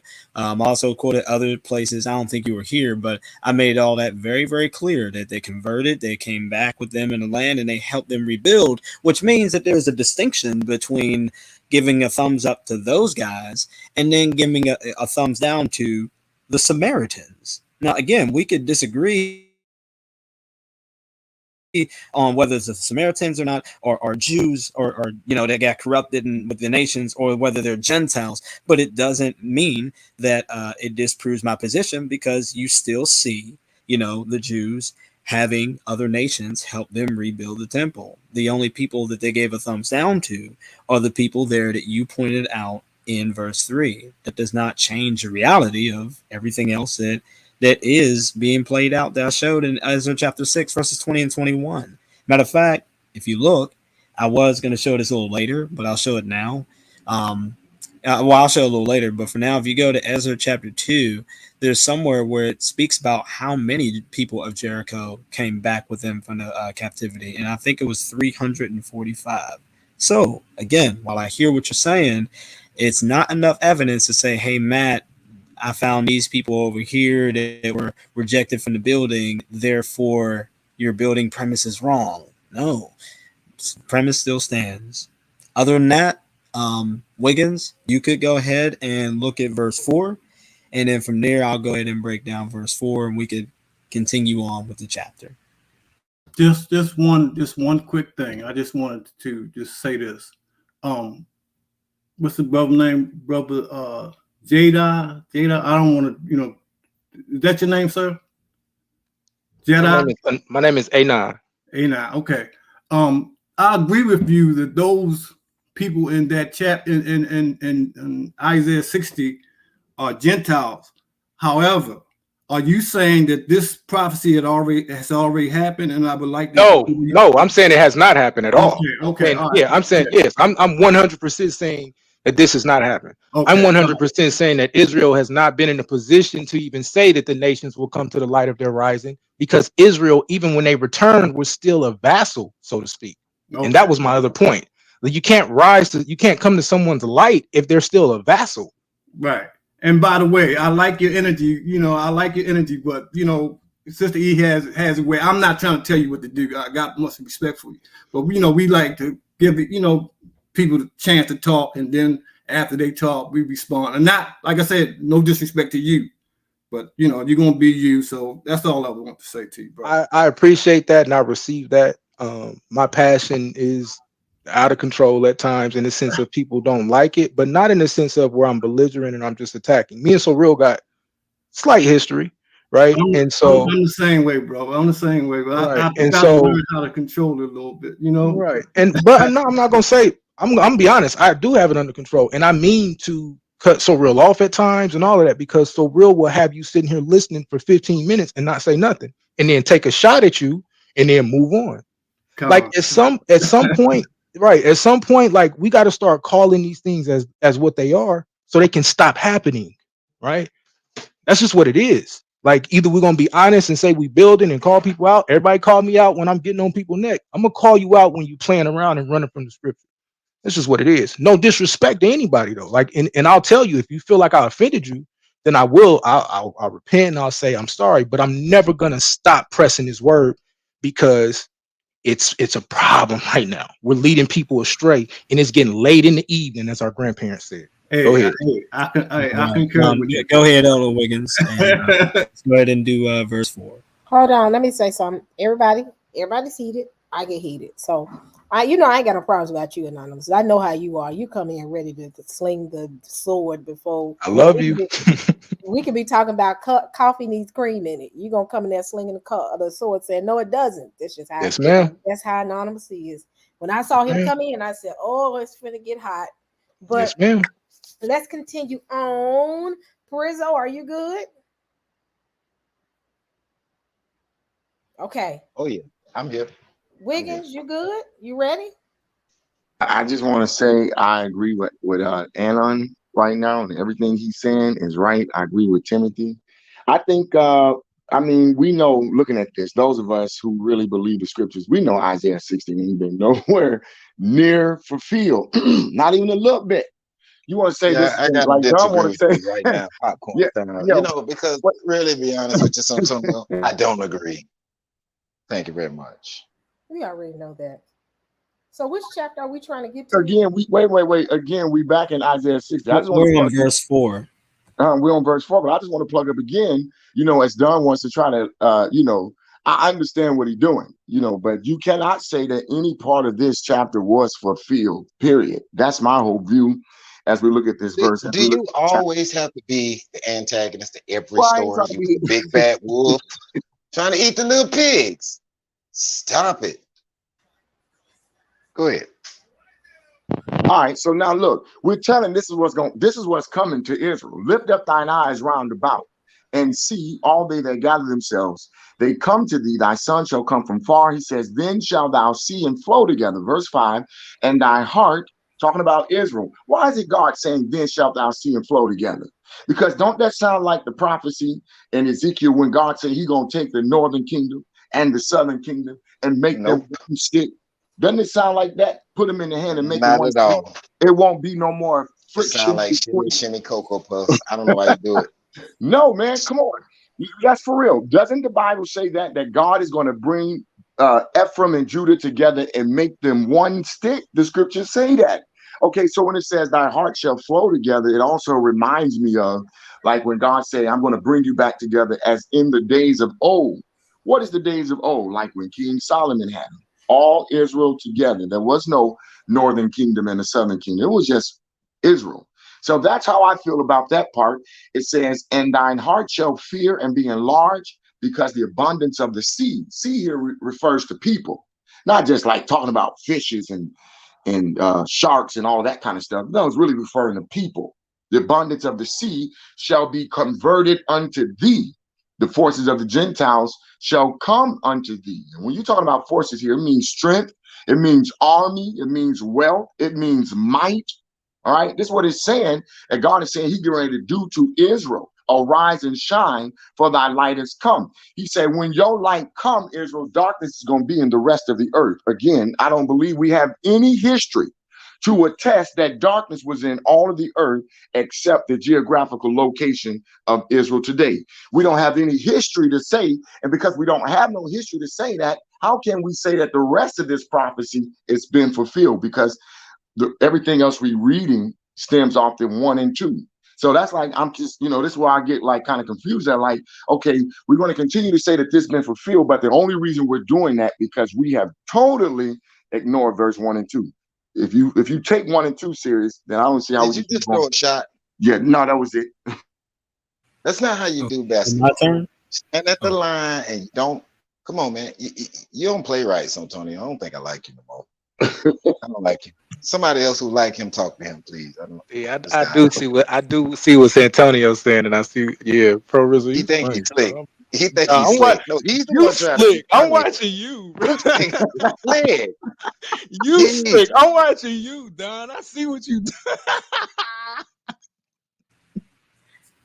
okay, I'll go ahead now with verse 4. And I see it a little differently. Let me go ahead once again and just share my screen here.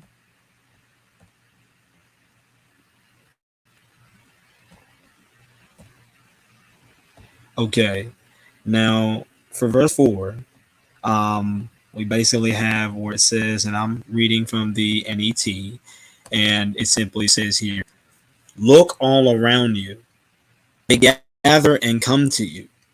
Your sons come from afar, and your daughters are escorted by guardians. Now, he believes that this is talking about a future prophecy, that when Isaiah is talking, he's saying, hey, you know what? One day, hey, everyone's all going to come back. And he thinks Isaiah is saying something about some future generation of Israel is all going to come back to the land. But once again, I go by what the Jews themselves say. Again, I already said for 1,000 times so far that you look at the Aramaic Targum written in the first century by Jews themselves who were translating Isaiah into Aramaic for Jews who spoke Aramaic. And look at what it says here. The Targum is, quote, lift up thine eyes, O Jerusalem, round about, and see all of the children of the people of thy captivity. That's how they're looking at this. So when they read Isaiah 60, they just wrote down and said, oh, yeah, it's talking about the Babylonian exile Jews. Yeah, it's talking about them, the people of thy captivity.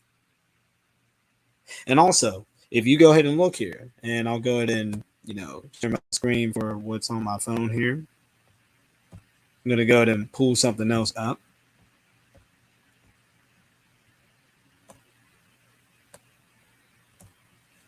Now this is something else. If you end up looking just at actually who all returned, and once again, this part is from my app, you'll notice that the 12 tribes were within southern Judah. So that means that when they all ended up getting sent out, and when they all came back from the Babylonian captivity, that is the reason why you find Ezra saying 12 rams were sacrificed for the 12 tribes of Israel, as if they were there, because they were.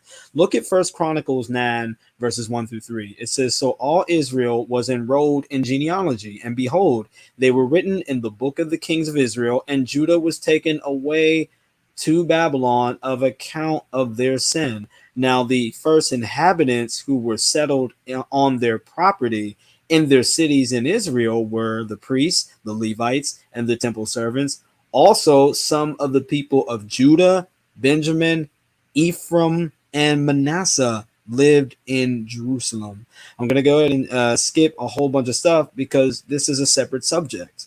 So I'm going to read the other verse here, because basically you look at Hezekiah and Josiah, and under those two kings, you'll constantly see where they're conversing with the 12 tribes. They're doing all kind of things with the 12 tribes. And it says here in 2 Chronicles 30, verse 1, it says, "Then Hezekiah sent to all Israel and Judah, and he also wrote letters to Ephraim and Manasseh to come to the house of Yahweh in Jerusalem to make a Passover feast to Yahweh, the God of Israel." So this is the reason why when it says that they all got deported to Babylon, that means that the northern kingdom that was in Babylon, that was in the southern kingdom at the time, a sum of all 12 tribes. And sometimes Ephraim and Manasseh, mainly Ephraim, sometimes they use Ephraim to represent all 10 northern tribes. So when they ended up being deported away, and all of a sudden they came back, that means that the 10 tribes that were in Israel, in Jerusalem, they all went and they all came back. So these are other things that you can see here. Now, there was one more verse I do believe that I did have, and it's in 2 Chronicles 34, verses 6 through 9. Now, I want you to listen to this. It says, "And in the cities of Manasseh, Ephraim, Simeon, as far as Naphtali, in their ruins all around, he broke down altars and the Asherahs and crushed idols, grinding them to dust. He cut down all the incense stand in all the land of Israel. Then he returned to Jerusalem. Now in the 18th year of his reign, after he purged the land and the house, he sent Shaphan, the son of Ahaziah, Maaseiah, the commander of the city, and Joah, the son of Joash, the recorder, to repair the house of Yahweh his God. And they came to Hilkiah the high priest and gave the money that was brought for the house of God, which the Levites, the guardians of the threshold, had gathered from the hand of Manasseh, Ephraim, and from the whole remnant of Israel, and from all Judah and Benjamin, and the inhabitants of Jerusalem." So they're basically getting money from Israelites that are supposed to be go ahead and be scattered. Just like earlier, how I showed how they all came down to Jerusalem to go ahead and celebrate the Passover. And also just like how I showed in the first verse, where you had them being taken away to Babylon, even though it says some of Ephraim, Manasseh, and Benjamin and Judah had lived in Jerusalem. These are the 12 tribes that were there, right? That is the reason why, you look in Ezra and it says that 12 rams were sacrificed for the 12 tribes of Israel. It said, and all Israel celebrated the Passover in Ezra. And I'll bring out those scriptures later, but I wanted to get back to verse 4. So again, when it comes to verse 4, this prophecy refers to the Babylonian exile according to the earliest voices of the Israelites themselves. Targums or paraphrased versions of the Old Testament by the Israelites, many date to the 1st century. So, verse 4 actually did happen. Their sons and daughters did come from afar, you know? And, you could look at this in Ezra chapter 2, or at least, the end of Ezra chapter 1 as well. But they have a list of the returned exiles who actually came back. And it's this big, long list that you could read for yourselves, So, with that being said, that's all I pretty much have. There was some more stuff that I did want to show from Ezra chapter 6, but I don't want to be too long-winded. So if you guys want me to do a little bit more, just ask me if there was something that you think that I missed out on. Other than that, that's it for verse 4. Wiggins, if you want to say something about verse 4 and then go to verse 5, then you can. Hold on, I want to make sure everybody's good. I think not just Wiggins. Wiggins is in it now. Anonymous, Perizzo, Tim. I think Second Exodus came up here. Y'all got anything? Yeah, I wonder. I just y'all want to say behind. Man, kicking y'all behind. That's why y'all speechless, man. Yeah, I know. Nice One job, last. Way to go. Go ahead, bro. I think Second Exodus up here. Okay. Yeah. Grace and peace, everyone. Sosoreal, I have a question for you. Grace and peace to you. Do you believe that 1948 represents the ethnic descendants of Abraham, Isaac, and Jacob? And if so, why? Ethnic descendants.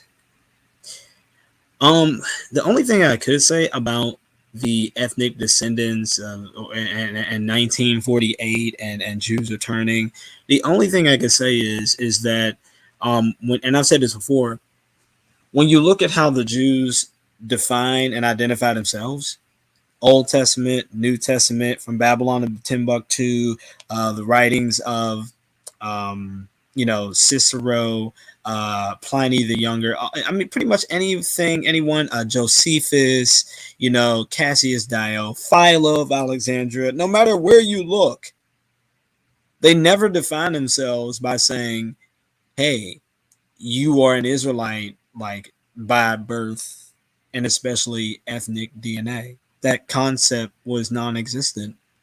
Only thing you do find is that they identify themselves by circumcision, entering the covenant, and also keeping the covenant. And they have nicknames for themselves: the circumcision, not the birth, not the DNA. No, like, you just look at how they talk. There's, you can't become a race. That's something you're born into. But yet they talk like this. Esther 8:17 shouldn't even exist. Second Maccabees chapter 9 verse 13 shouldn't even exist. When Antiochus says himself, "I myself will become a Jew," in his apology letter, and that's in the Maccabees. Like, you don't see the Jews trying to etch that out, talking about, "Oh, I think that's wrong." Like, no, like they know the deal. So I could definitely say that if they are circumcised and they keep the old covenant law, then yeah, they're just as much as Jews as the ones from the beginning who had to do the same thing. That's why God said that, one law, which is circumcision, will be for the native born and for the stranger. And the native born had to be circumcised on the 8th day. Other than that, his soul was cut off. You know what I mean? He didn't enter the covenant. So they all had to come in the same way. Circumcision, whether you're born to Jewish parents and you circumcised on the 8th day, or whether you're an adult Gentile and you come and get circumcised, they all got to come in the same way. And yeah, that's as much as I can say. Okay. So you're focused on culture. Is that correct? No, I'm focused on just however the Jews define themselves.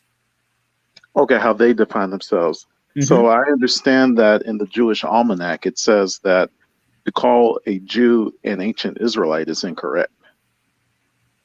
Well, I can also pull up the Judaic Encyclopedia here, and it says something about race. Just a second here. It says here, hopefully you can see this. This is the Encyclopedia Judaica on Jerusalem in 1971. It says, quote, "It is a common assumption and one that sometimes seems ineradicable. even in the face of evidence to the contrary, that the Jews of today constitute a race, a homogeneous entity easily recognizable. From preceding discussion of the origin and early history of the Jews, it would be clear that in the course of their information as a people and a nation, they had already assimilated a variety of racial strains from people moving into the general area they occupied. They had taken this had taken place by interbreeding and then by conversion to Judaism of a considerable number of communities. Thus, the diversity of the racial and genetic attributes of various Jewish colonies of today render any unified racial classification of them a contradiction in terms. Despite this, many people readily accept the notion that they are a distinct race. This is probably reinforced by the fact that some Jews are recognizably different in some appearance from the surrounding population, that many cannot be easily identified as overlooked as, and the stereotype for some is extended to all, not uncommon phenomena. And so that comes from the Encyclopedia Judaica of Jerusalem, 1971, Volume 3, page 50. And so basically this source is saying from their own tongues that no, they're not a race. It just contradicts everything, including some of the stuff I brought out. You can't become a race. You can't become a Jew. But yet Esther 8:17 should not exist, but it does. And so there's other places like Exodus 12 that shouldn't exist either. Well, what people don't know is that the Roman Empire made it illegal for ethnic Jews and Judeans and proselytes to convert and make more proselytes. That's what created an endogamous society where people who are already Jews had to marry within. So you might have had Italian. Like in Exodus, tell them what endogamous means, please. That's a very good point. Please explain to them what that means. Well, basically what that means is that you have a group of people with a similar culture, they're related to one another, and they marry within their group. So you have people that are surrounding them, but they don't marry outside of that group. Okay, and the only thing I would say is that the reason why the Romans made a law for them to stop proselytizing is because 10% of Rome were Jews, and they said, "Look, if we continue, dang, are we going to give away our gods? Are we going to change?" So that's the reason why they did it. Now we know that proselytization obviously involves non-Israelites, basically. So for you to say that they stay within their group, that has to be looked at by context. The only context that you see in the Old Testament is when God says, don't marry those people over there because they're going to turn you away from me. They're going to turn you into idolatry and you'll no longer serve me. You'll serve their gods. Don't do that. But then in places in Deuteronomy, I think chapter 20, God says, hey, look, when you guys are out there fighting those Gentiles and you see one of those Gentile women out there and you want to take her for a wife, then go ahead, take her, cut her nails, shave her head bald, and let her go ahead and mourn her family, mainly her father, for 30 days. And after that, go in under her. And after that, she'll be your wife. And you had plenty of people, even in the, I think, Jar the Egyptian and also Shobal, which is an Edomite. You know, they're in the genealogies in Chronicles. And that's because they converted. You know, so there was a context to, oh, we're going to only be with our own people.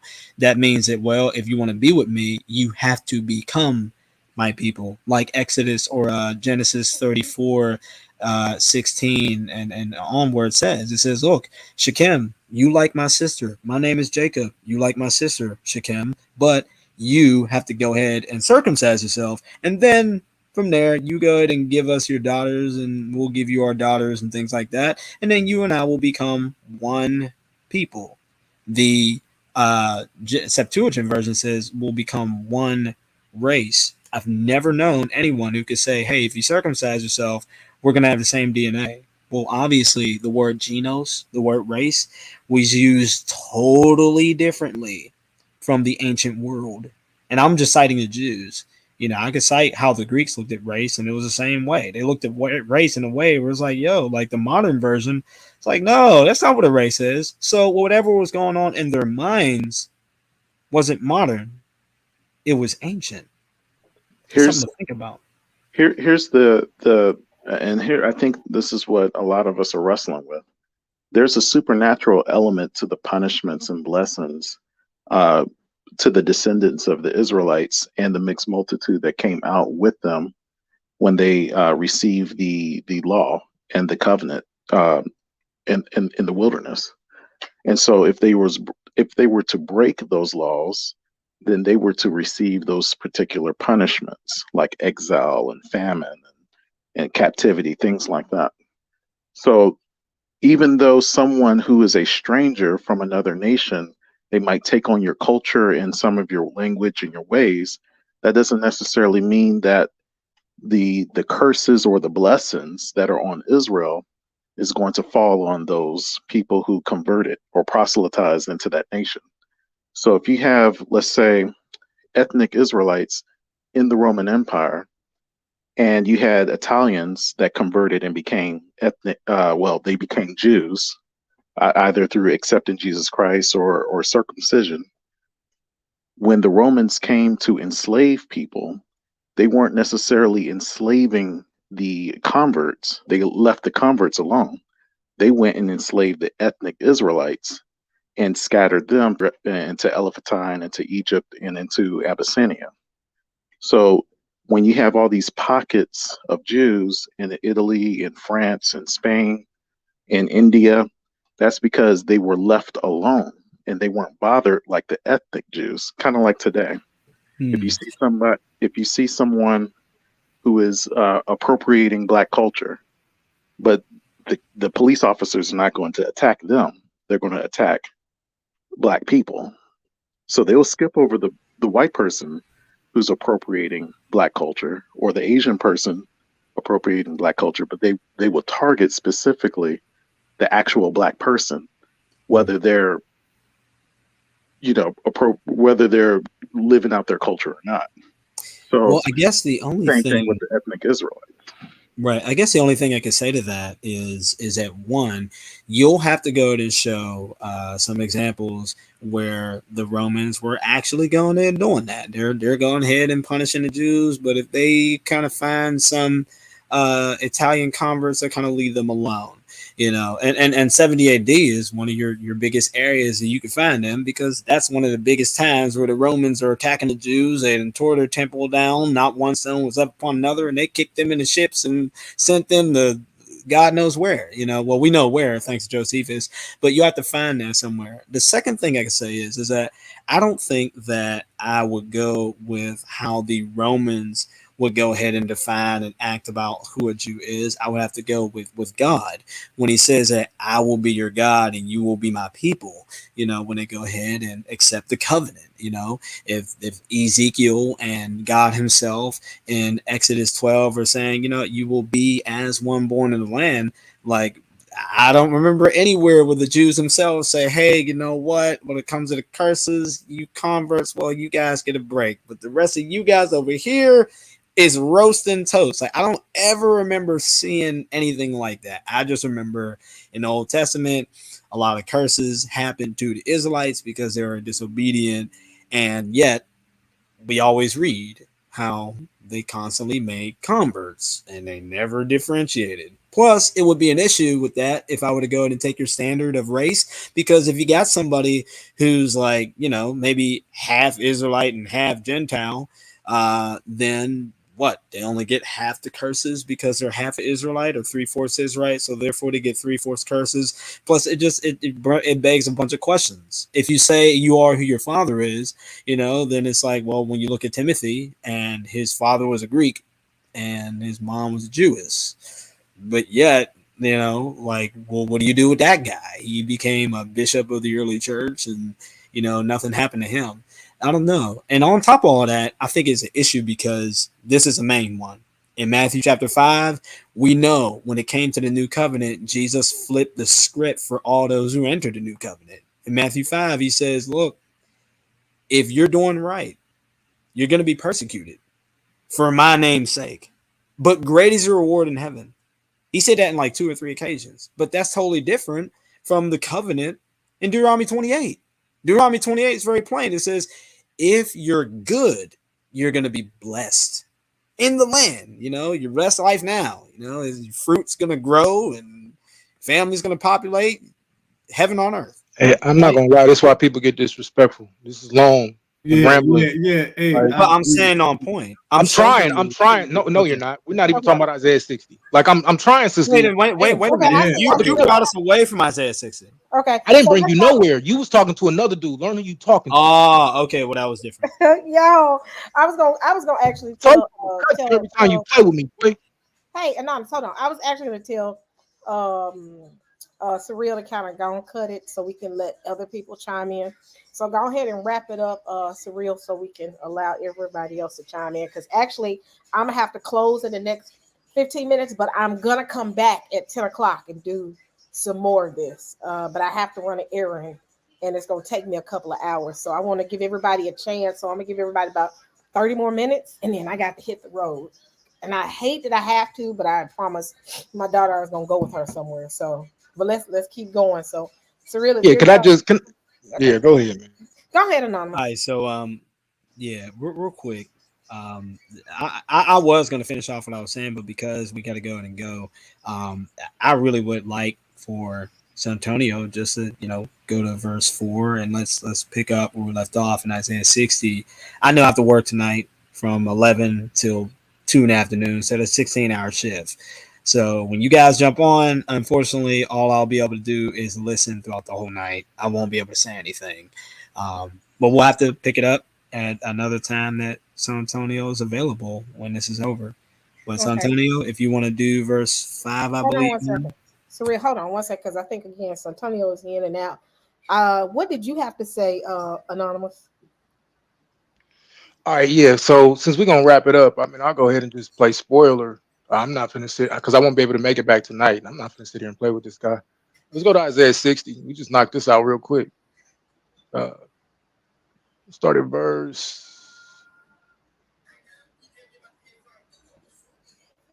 Hold on one second. Let me make sure. Santonio, do you have anything? Is Santonio still up here? So Antonio maybe A1. Yeah, he here. I'm just trying. That's what I was trying. I was trying to let them finish their build. So I'm trying not to cut in. So he here. I'll let him. I'll gladly allow him to speak if he want to go in. Oh I think. well, he not here. He not here. He no Nah, here. He no Yeah. here. well, we're Let's on keep All right. it verse So let's. moving. 5. Let's keep it Okay, So, so moving. so Yeah. let me You let on me let verse him know. 5. I'm on Isaiah 16 and 18. I got it, sister. E. Thank you, sis. Verse 18. Violence shall no more be heard in thy land, wasting nor destruction within thy borders, but thou shalt call thy walls salvation and thy gates praise. Let's keep going. The sun shall no more be thy light by day, neither for brightness shall the moon give light unto thee, but the Lord shall be unto thee an everlasting light, and God thy glory. Yeah, guess what? This ain't happened. Number that's one, that's a they cut. fell. Let me finish. Number one, they fell into idolatry during the Hellenization period. Number two, violence definitely was heard in the land. Luke 21 tells you that it was going to be heard. See, Isaiah 60 is talking about the restoration of Israel, putting Israel in a position of sovereignty. Now, let's deal with timelines because this is what I love to deal with. Let's go back one verse since he did in Isaiah 14. He went back to Isaiah 13. Let's just go back to Isaiah 59. Can we do that real quick? Thank you. Now, Isaiah 59, I'll start at verse 16. And he saw that there was no man and wondered that there was no intercessor. Therefore, his arm brought salvation unto him, and his righteousness, it sustained him. All of us know that this arm is the Mashiach. It is Yeshua, right? This is a continuation. This whole thing is a continuation. And if you go to seminary school, they call the prophetic songs. This is a continuation from Isaiah 53. So everything rolling past that, even when you get to Isaiah 59, when it talks about the salvation coming from the arm, that's Yeshua. Well, I'm sorry, brothers. uh, this is 530 BCE that you're talking about with Ezra and Nehemiah trying to say that it's fulfilled. This is 500 years before the Messiah even walks on the earth. Like, let's stop playing games, bro. That's what makes the light as it pertains to Israel, or even if you want to say it's Jerusalem, however you want to look at it. Maybe you're not familiar with the Hebraic idioms, even if you look into the Septuagint, right? All these things are words that we use for Israel, the reunification and the restoration of Israel. Notice no one is saying, though, that there won't be light that we shed to the strangers, right? I'm not arguing that Gentiles aren't going to cleave onto us. I'm telling you, though, that Isaiah 60 could not have happened, because in order for the Israelites to actually be in the right place, Messiah had to come. And at the time of the return of the Babylonian exile, Messiah had not come. Why? Because Israel was not yet done sinning as a nation. Obviously, Daniel's prophecy had not been fulfilled about the Greeks coming. Like, these things become very pertinent and very I'll just stay pertinent. These things become very pertinent to the argument. You can't continue to say these things are fulfilled when there are clear-cut bookends in prophecy. We have certain monuments or markers. Like if you're doing land navigation, one of the things they tell you to do is use a land marker. So if you get lost, you can come back to that land marker, like a rally point. There are certain points in scriptures that are rally points, right? One of those is the coming of Messiah. That's a bookend. There is no restoration of Israel without the coming of the Messiah. Even when these people came back home, why would they go back into captivity? Because Messiah had not yet come. And why did Messiah need to come? To show them how to properly keep the law and do the things that the Most High wanted them to do, to be a light unto the nations. Understand, when you read Isaiah 60, there is no benefits for the nations until Israel reunites. This is not a race doctrine. This is not a skin doctrine, right? This is just the Bible. I'm telling you, there are going to be some European Israelites that phenotypically look like a European. There are going to be some Israelites that look like an Arab, Israelites that look like all these people, because we've been spread to the four corners of the earth. But make no mistake, Israel has to be regathered. And what we're doing right now is Isaiah 11. We are now gathering to the ensign, right? That's what's happening. You're watching it happen all around the world. You're now watching Torah onlys get to the point where they can have conversations with quote unquote messianic, so we can get to the bottom of the book. That's actually Israel reuniting. And then once the world sees that, that's going to be our sign. There you go. Thank you, Sissy. Verse 10, the sons of the strangers shall build up thy walls, right? Well, we know that that was my final point. We know that the sons of the strangers didn't help them rebuild their walls, because Nehemiah said they were fighting with a sword in one hand and building the walls with the other. That's violence still within their walls. What are we doing, man? What are we doing? Where we can sit on here and let a man ramble for 30 minutes, go verse after verse after verse, but he's not dealing with Isaiah 60. He's running and giving you his opinion. I'm gonna yield right there, because I'm gonna be honest. There's a reason he don't want to debate me and anybody else, and it ain't got nothing to do with arrogance or, oh, I'm gonna do this. It's because you don't want to deal with scripture. You want to give us your commentary. Hold on now. There's a lion in the jungle in here. And I know the lion, and I love him, but Don, you can get the work too. If you're telling me that Isaiah 60 is fulfilled, I got smoke for you and anybody you ain't else. Got nothing but some incense. More parties. All it's and gonna that be. Incense, and that incense smoke is the right smoke. Hallelujah. And don't you know what we do? We preach to the Most High, burn these incense over here and get it popping all night. What's wrong with you, fam? Sugar bells. That's right. Can't get enough of sugar golden Chris. You don't want this stuff, bro. I'm telling you, I'm ready for it all. What you want, Don? You better stop trying to protect so real. You better stop trying to protect so real. Now, I'm gonna be honest though.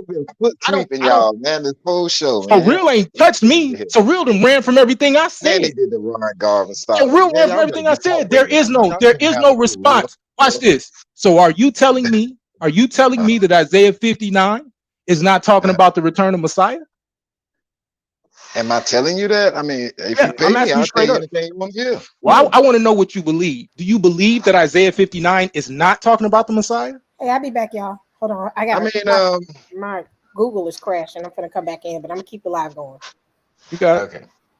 I mean, it's gonna talk about Messiah. I believe everything in the Old Testament is speaking. Okay, I'm sorry. Let me be more clear. Let me be clear with my question. Yeah. chronologically, timeline wise, right? I'm saying that Isaiah 60 couldn't have been accomplished in the time of the return of the Babylonian captivity because Messiah had not yet come. Well, you know what? I agree. So then Isaiah hasn't been fulfilled. Isaiah 60 has not been fulfilled then, correct? That's I like agree, brother. calling the wrong number. That's like calling the wrong number on a payphone. Remember how you used to have to put a quarter But in? Don, I'm Don, telling answer you, the you question. reached the wrong number. Why can't nobody answer my questions, bro? Don, I can just you want my answer this questions question, answered. man, You I please? just want because my you questions are. answered. I just Because you want my are. This what questions. Oh, You hold feel on. me? predators You're do. Hey, trying to answer he This what the came. strawberry predators do. shortcake question. Thank you, Elder Wiggins. You know what? And I Oh, gotta This what, this apologize. Me and guy Elder here. What you Williston got to exchanged say, bro? words before. Like, What yeah, do so you have to this what say, the Negro predators do. Judah? you Huh? say what? You say what, I mean, Don? Don. The man made a Uh, great point. You agreed to it. I know Matt gonna agree to it, which I said means nothing about great. Isaiah I 60, said nothing about great. I said which means that, Isaiah that was 60 ain't been tiny. fulfilled. And Matt, I love Matt, but he's selling something that ain't right, man. I'm gonna go. Soap is what he's selling.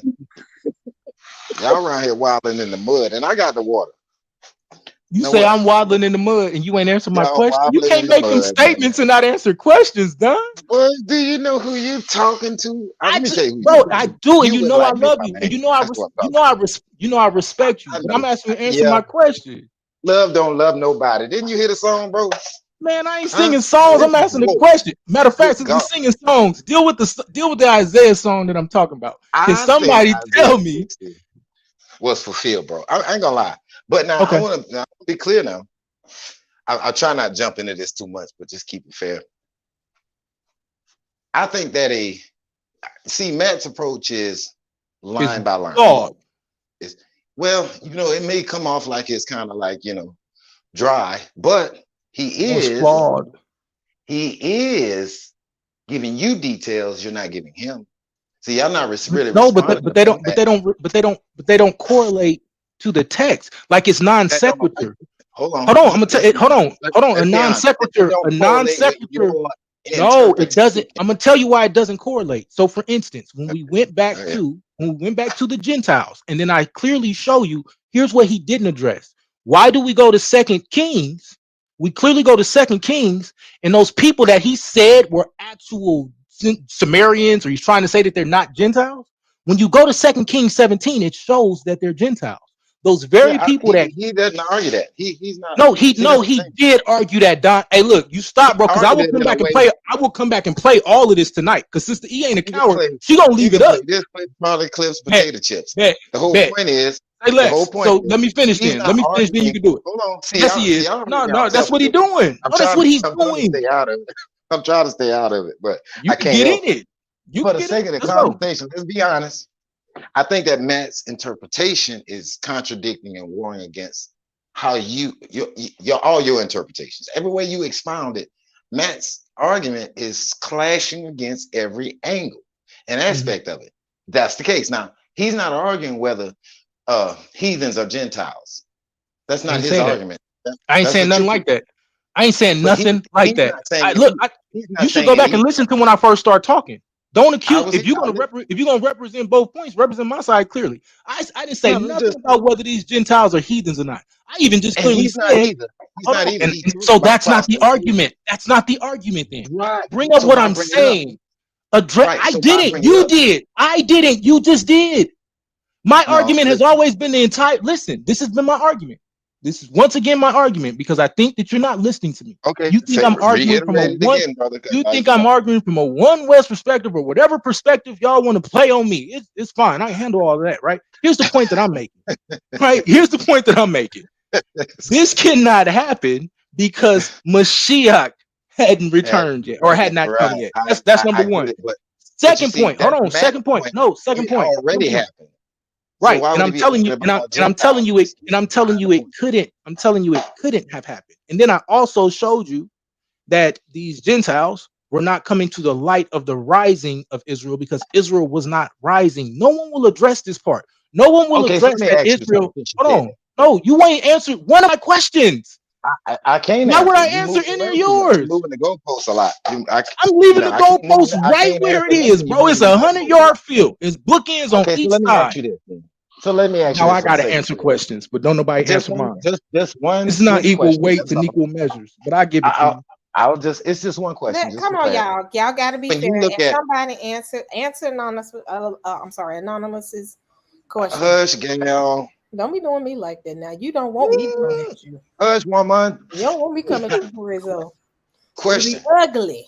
I'm It'd finna be cook ugly. y'all, but I'm lying to you, man. I'm telling you. So, It's like so anonymous, right? When we look at 60 at verse 3, I want to ask you, just give me a straight answer. I'm not gonna get on your grass about it. Nor try to refute you. When that verse says the Gentiles shall be converted, the Gentiles shall come to that light. Earlier, I heard you say that the Gentiles were non-Hebrew Israelites, right? I think it depends on the context of how you're using it. But you talk about in this particular verse. Yeah, in that verse, yeah. If you asking Because me you now, went on about it. yeah. So when I opened up, About it hold a on, few listen. minutes. Do you want me to answer it or do you want? Yeah. I'm just, Okay. So I made it clear. I disagree that these are actual strangers. I say you don't get to the strangers coming to the light of our rising, where it actually says that the strangers in verse 10 will come to us, right? But that's why I said I could easily concede that verse 3 are actual true Gentiles indeed. I don't have no problem with that, right? I can concede. I can concede that if you want to say that verse 3 are the goyim, are just pure necher, just the pure, you know what I'm saying, heathen of the heathen.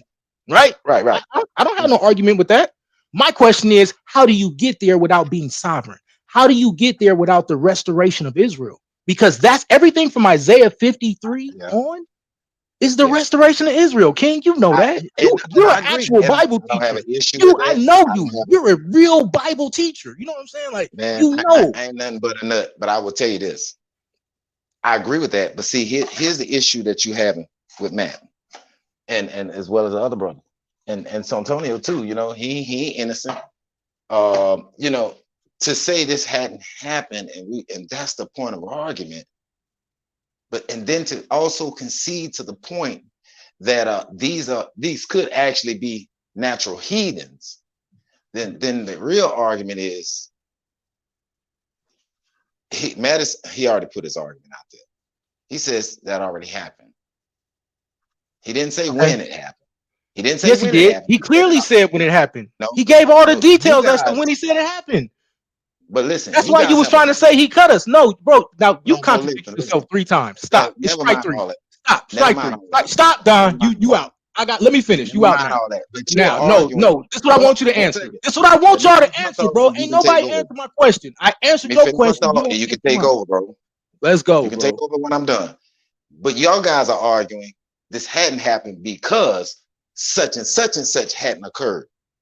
I call that conflating. Y'all are conflating your own argument, but that's your business. And I ain't asking you to give me your kill shots either. Keep your arrows in your quiver. Because when we come back to this, I'm just letting you know this is what we're looking at. At least from my observation. Matt's saying it's been fulfilled. I don't believe he pointed to a time of fulfillment. You guys saying it's not because this has to happen. So now you're putting the burden on Matt and anybody else to first refute all these other things you're saying, still get right back to the verse to do all the work and show you when it's happened. That is compounding. Can I respond? By way of conflation. Oh yeah, go ahead. You got it. So conflation is combining 2 or more texts, right, into one. Right? That's not what I did. I went to Isaiah 59, and then I went to Isaiah 60. I went to Ezra 4, and then I went to 1 King or 2 Kings 17, because all of those verses correlate with each other. Once again, I haven't heard all of Elder Wiggins' argument. So if I'm disagreeing with him, then I'll have to stand corrected in whatever he's saying. My argument has been clear, right? And I know Elder Wiggins agrees with this part. Ezra 4 and 3 refutes the fact that these Gentiles and these Israelites were living in harmony. Nehemiah also destroys that fact, because Nehemiah even says they were writing letters. Ezra and Nehemiah both talk about them writing letters, trying to keep them from building the temple and building the city. We clearly see them having to fight with sword in hand to keep the people from coming and build the city. There's another part of this chapter that also says that the walls will be open day and night. We clearly know that Nehemiah closed those gates to keep people from buying and selling on the Sabbath. Like, what are we doing, bro? And then when I came back again and I said, please, no one has dealt with this. Isaiah 60 and 18, violence shall no more be heard in the land, wasting nor destruction within thy borders, but thou shalt call thy walls salvation and thy gates praise. That hasn't even happened now. The Israelites in the land now have to have Iron Dome to make sure that the missiles don't bang them out whenever Iran get on their happy sauce. Like, why are we playing games? Either we're not reading the Bible and studying history, or we're lost. Because when I ask these questions and no one has an answer, that's a problem. That's a huge problem. That's what I mean. You see how you combine Isaiah all them 60. Okay, answer this question. Isaiah 60. I do agree Isaiah with 60. Anonymous. Hold on. I do agree with Anonymous. We ain't seen none of this stuff transpire. It's supposed to be a level of peace on that land. It's supposed to be peace, period. I ain't seen no peace. If all this stuff is supposed to be fulfilled, we're supposed to be in a time where there's peace. I have yet to see peace over there. Is that what you're trying to say? Because I agree with you. If that's what you're saying, Anonymous. Yeah, that's what it sounds like he's alluding to, and that's what I meant earlier about him conflating. That's conflating. You're gonna make man's job harder. Yes, it actually is. This has nothing to do with what Isaiah is saying. Today's us looking at this today from 600 or 700 BC. You got a long stretch, but you want to put the burden on Matt to try to deal with all these hurdles first. But that's a part of that process. That's the way you're doing. But that's a part of the process. That's a part of debating. Hey, that's a part of debating. That's a part of debating. That's not a part of the prophecy in that verse. See, so that's it. Again, he said it. I went here, I went there, I went to this book, me and my Shabbat and closing the gate has nothing to do with Isaiah 60. Nothing. So but hey, when we come back to this, I'll take a more closer examination of it. And then, we can talk about it again. Because something ain't fitting here, but definitely the competing thought is it happened or it didn't happen. And if it did happen, when? If it didn't happen, why? And that's what he's been giving us, why it hadn't happened. But Sister E, could I talk to you? Because you seem to be the only person that's really ready to answer my question. Right? Yeah, the big shotgun. Big shotgun. Big shotgun and Gatling gun. No, you're gonna let me talk to my sister, then you can pipe back up. Can you mute him? I know he's not going. No, she's not. No, she's going. I never got an answer. Surreal, hold on. Now, what were you saying? I've been. Thank you, sister. 1 second, Anonymous. What were you saying? Go ahead, Anonymous. What was you gonna ask me? I was gonna ask you because I'm being told now that I'm out of context, and we know I'm a real debater out here and a real teacher, so I want to stay in context, right? So I want you to help me. I said that the land should be free of violence. We're in Isaiah 60, correct? Yeah. Isaiah 60 and 18 says, violence shall no more be heard in thy land. Now, if you want to say that no more doesn't mean forever, and you want to say that's just for the time period, I need to know when that started, because they were fighting the entire time. So am I in context when I say that they still had violence going on in that land even after they went home? Am I in context with that? No, not with verse 3. And I told you, Matt. I said Isaiah 60 and 18. We're talking about the whole chapter, Don. Isaiah 60 and 3. I'm dealing with the whole chapter. I heard you. What are you talking about? Like you they said I'm moving the goalposts in the conversation is in Isaiah 60 and 3. The conversation is Isaiah 60. That's a whole chapter. I have very good reading comprehension. Look, let me tell you something. If you're gonna pick up the golf balls, pick up the golf balls. I'm hitting you in the head with a whole golf club, bro. What are you talking about? What are you talking about, Gun? Bro, I pulled out my driver and knocked off your whole argument. This ain't even a question no more. You way down there on 18th Avenue, and you ain't. Bro, look at the whole chat. The whole chat is saying, "What are y'all doing, bro?" Yeah, man, I done ran all 18 holes. Yeah, I know you heard what you talking about, bro. You heard exactly what I said. I done ran all 18 on you, bro. He asked Antonio to do verse 4. I'm sorry. So yeah, I know, because he don't want to deal with me.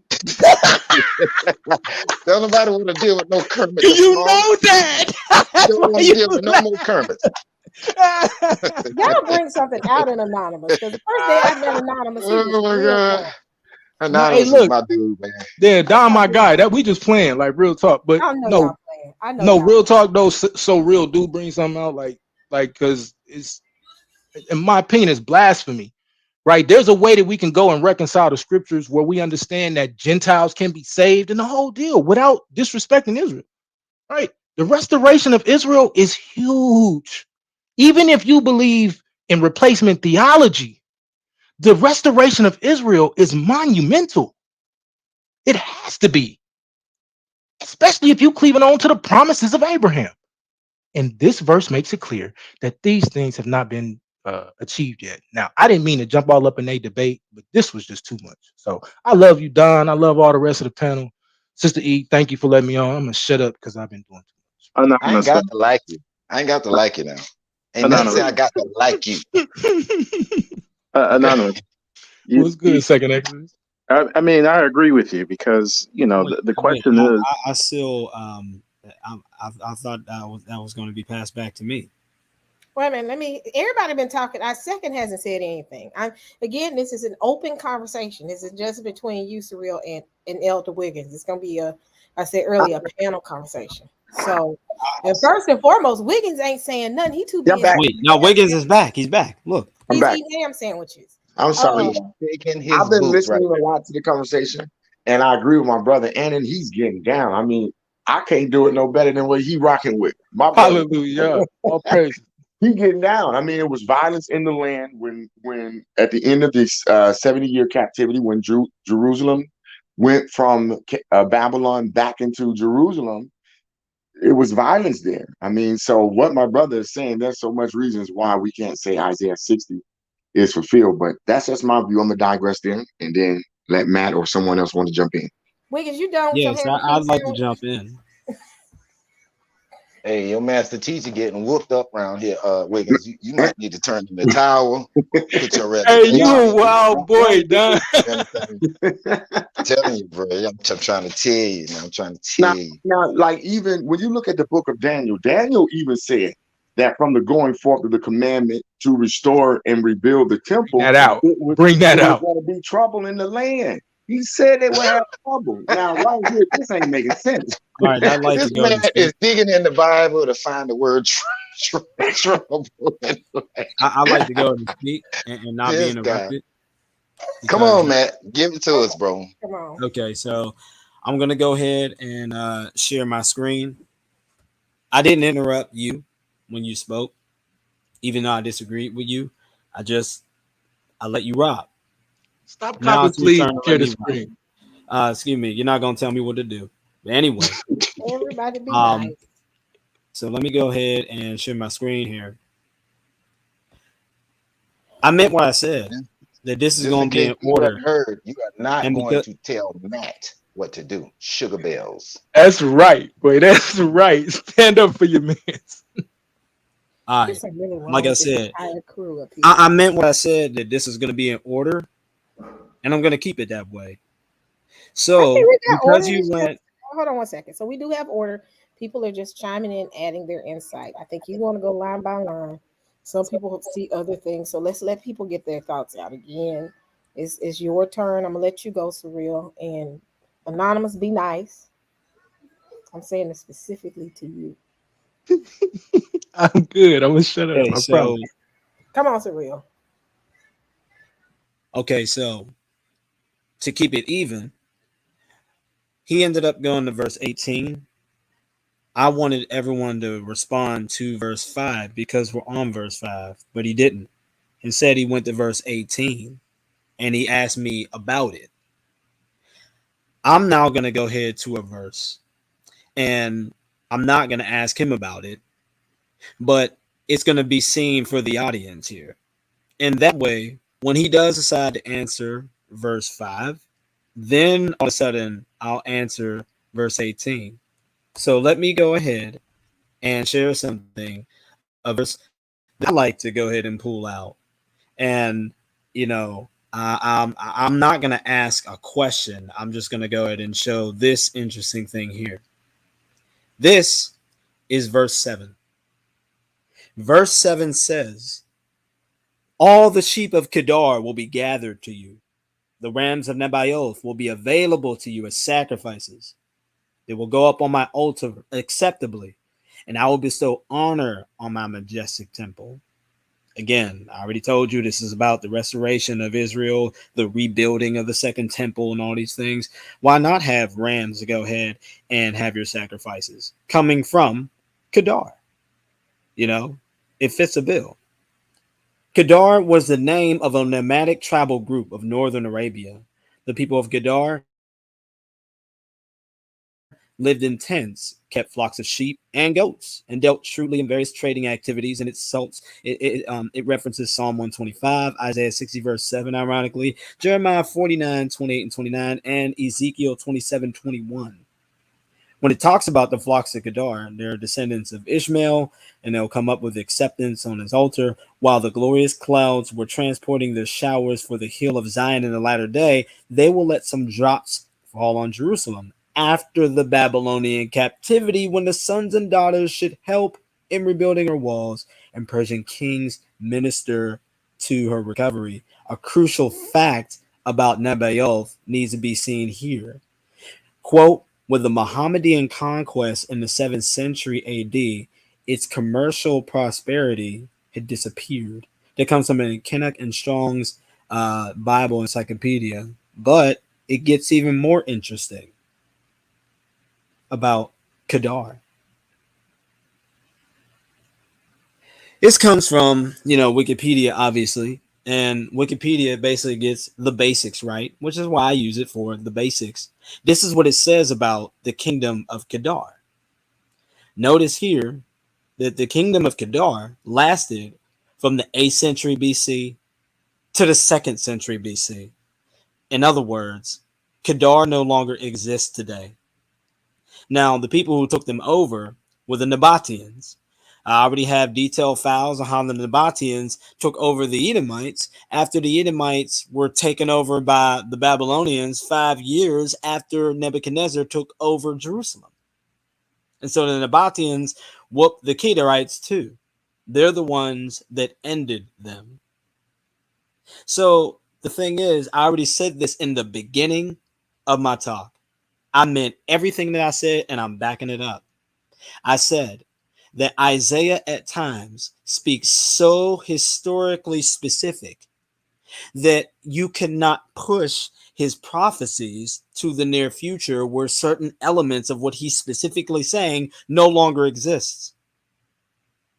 Kedar was known as a place to go ahead and have trade for rams and lambs to sacrifice.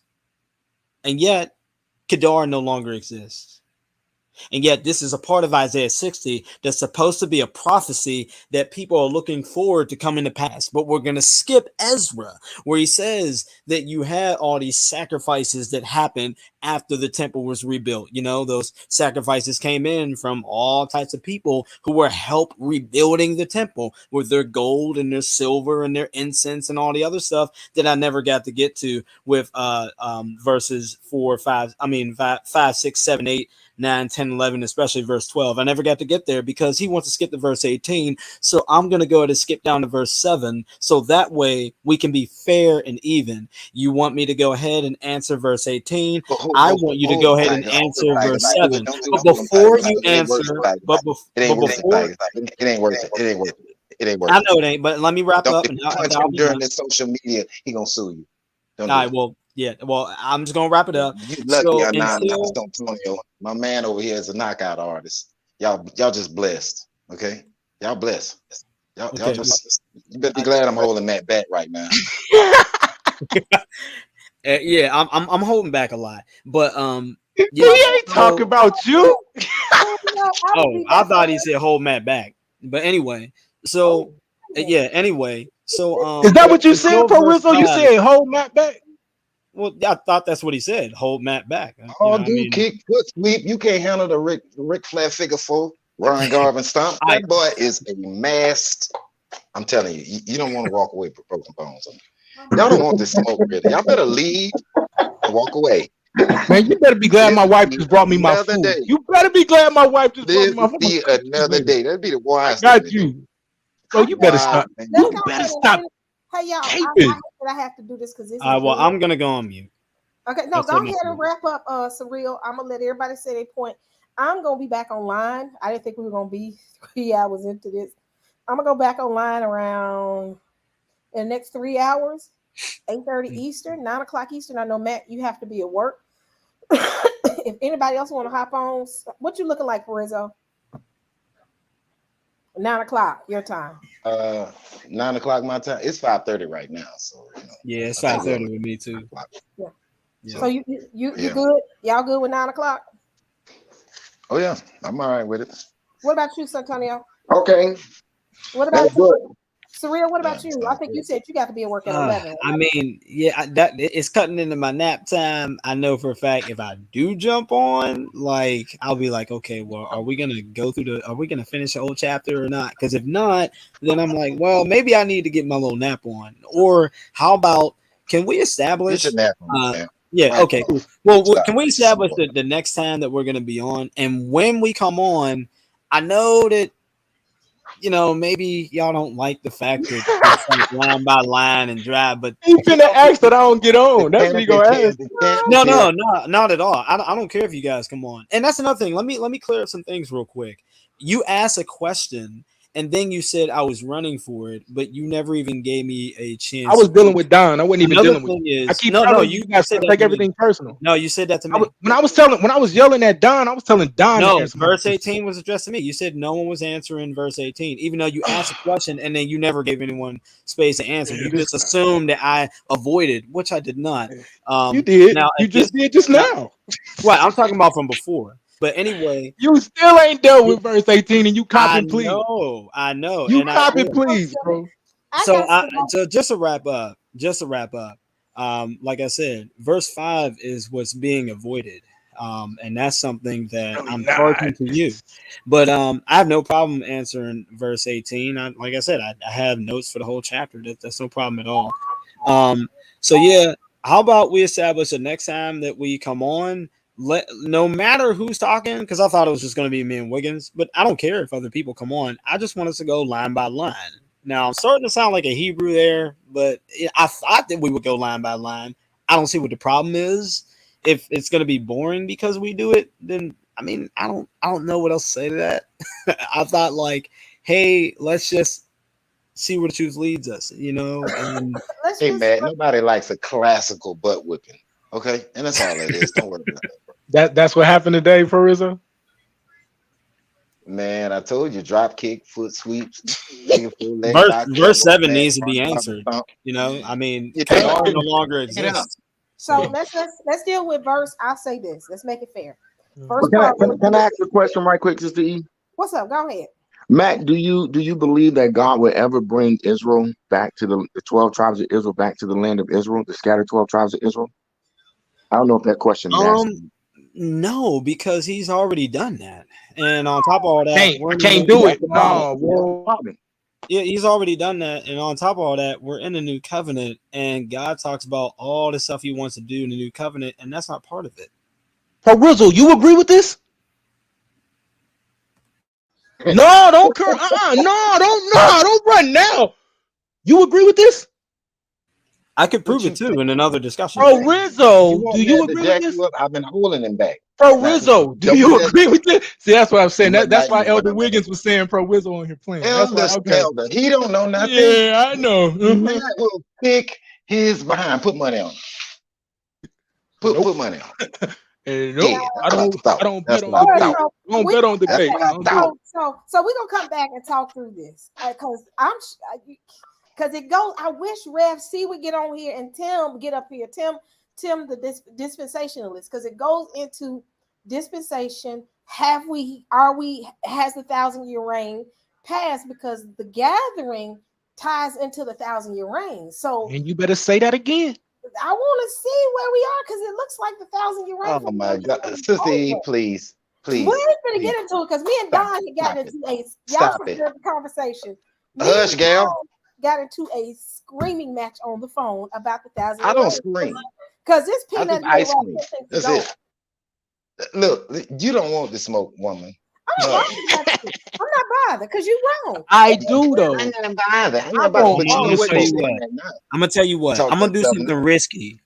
I'm gonna go to bed. I'm gonna go to bed from 5:30, 6 o'clock to 9 o'clock, and I have to be at work at 11. So from 9 to 10:30, me and Wiggins and whoever else wants to join can continue on verse 5. And I hope that we like just continue to go line by line, because if not, then I mean we're just gonna. Hey, man, I think the it crowd's ain't no gonna be a hope. little.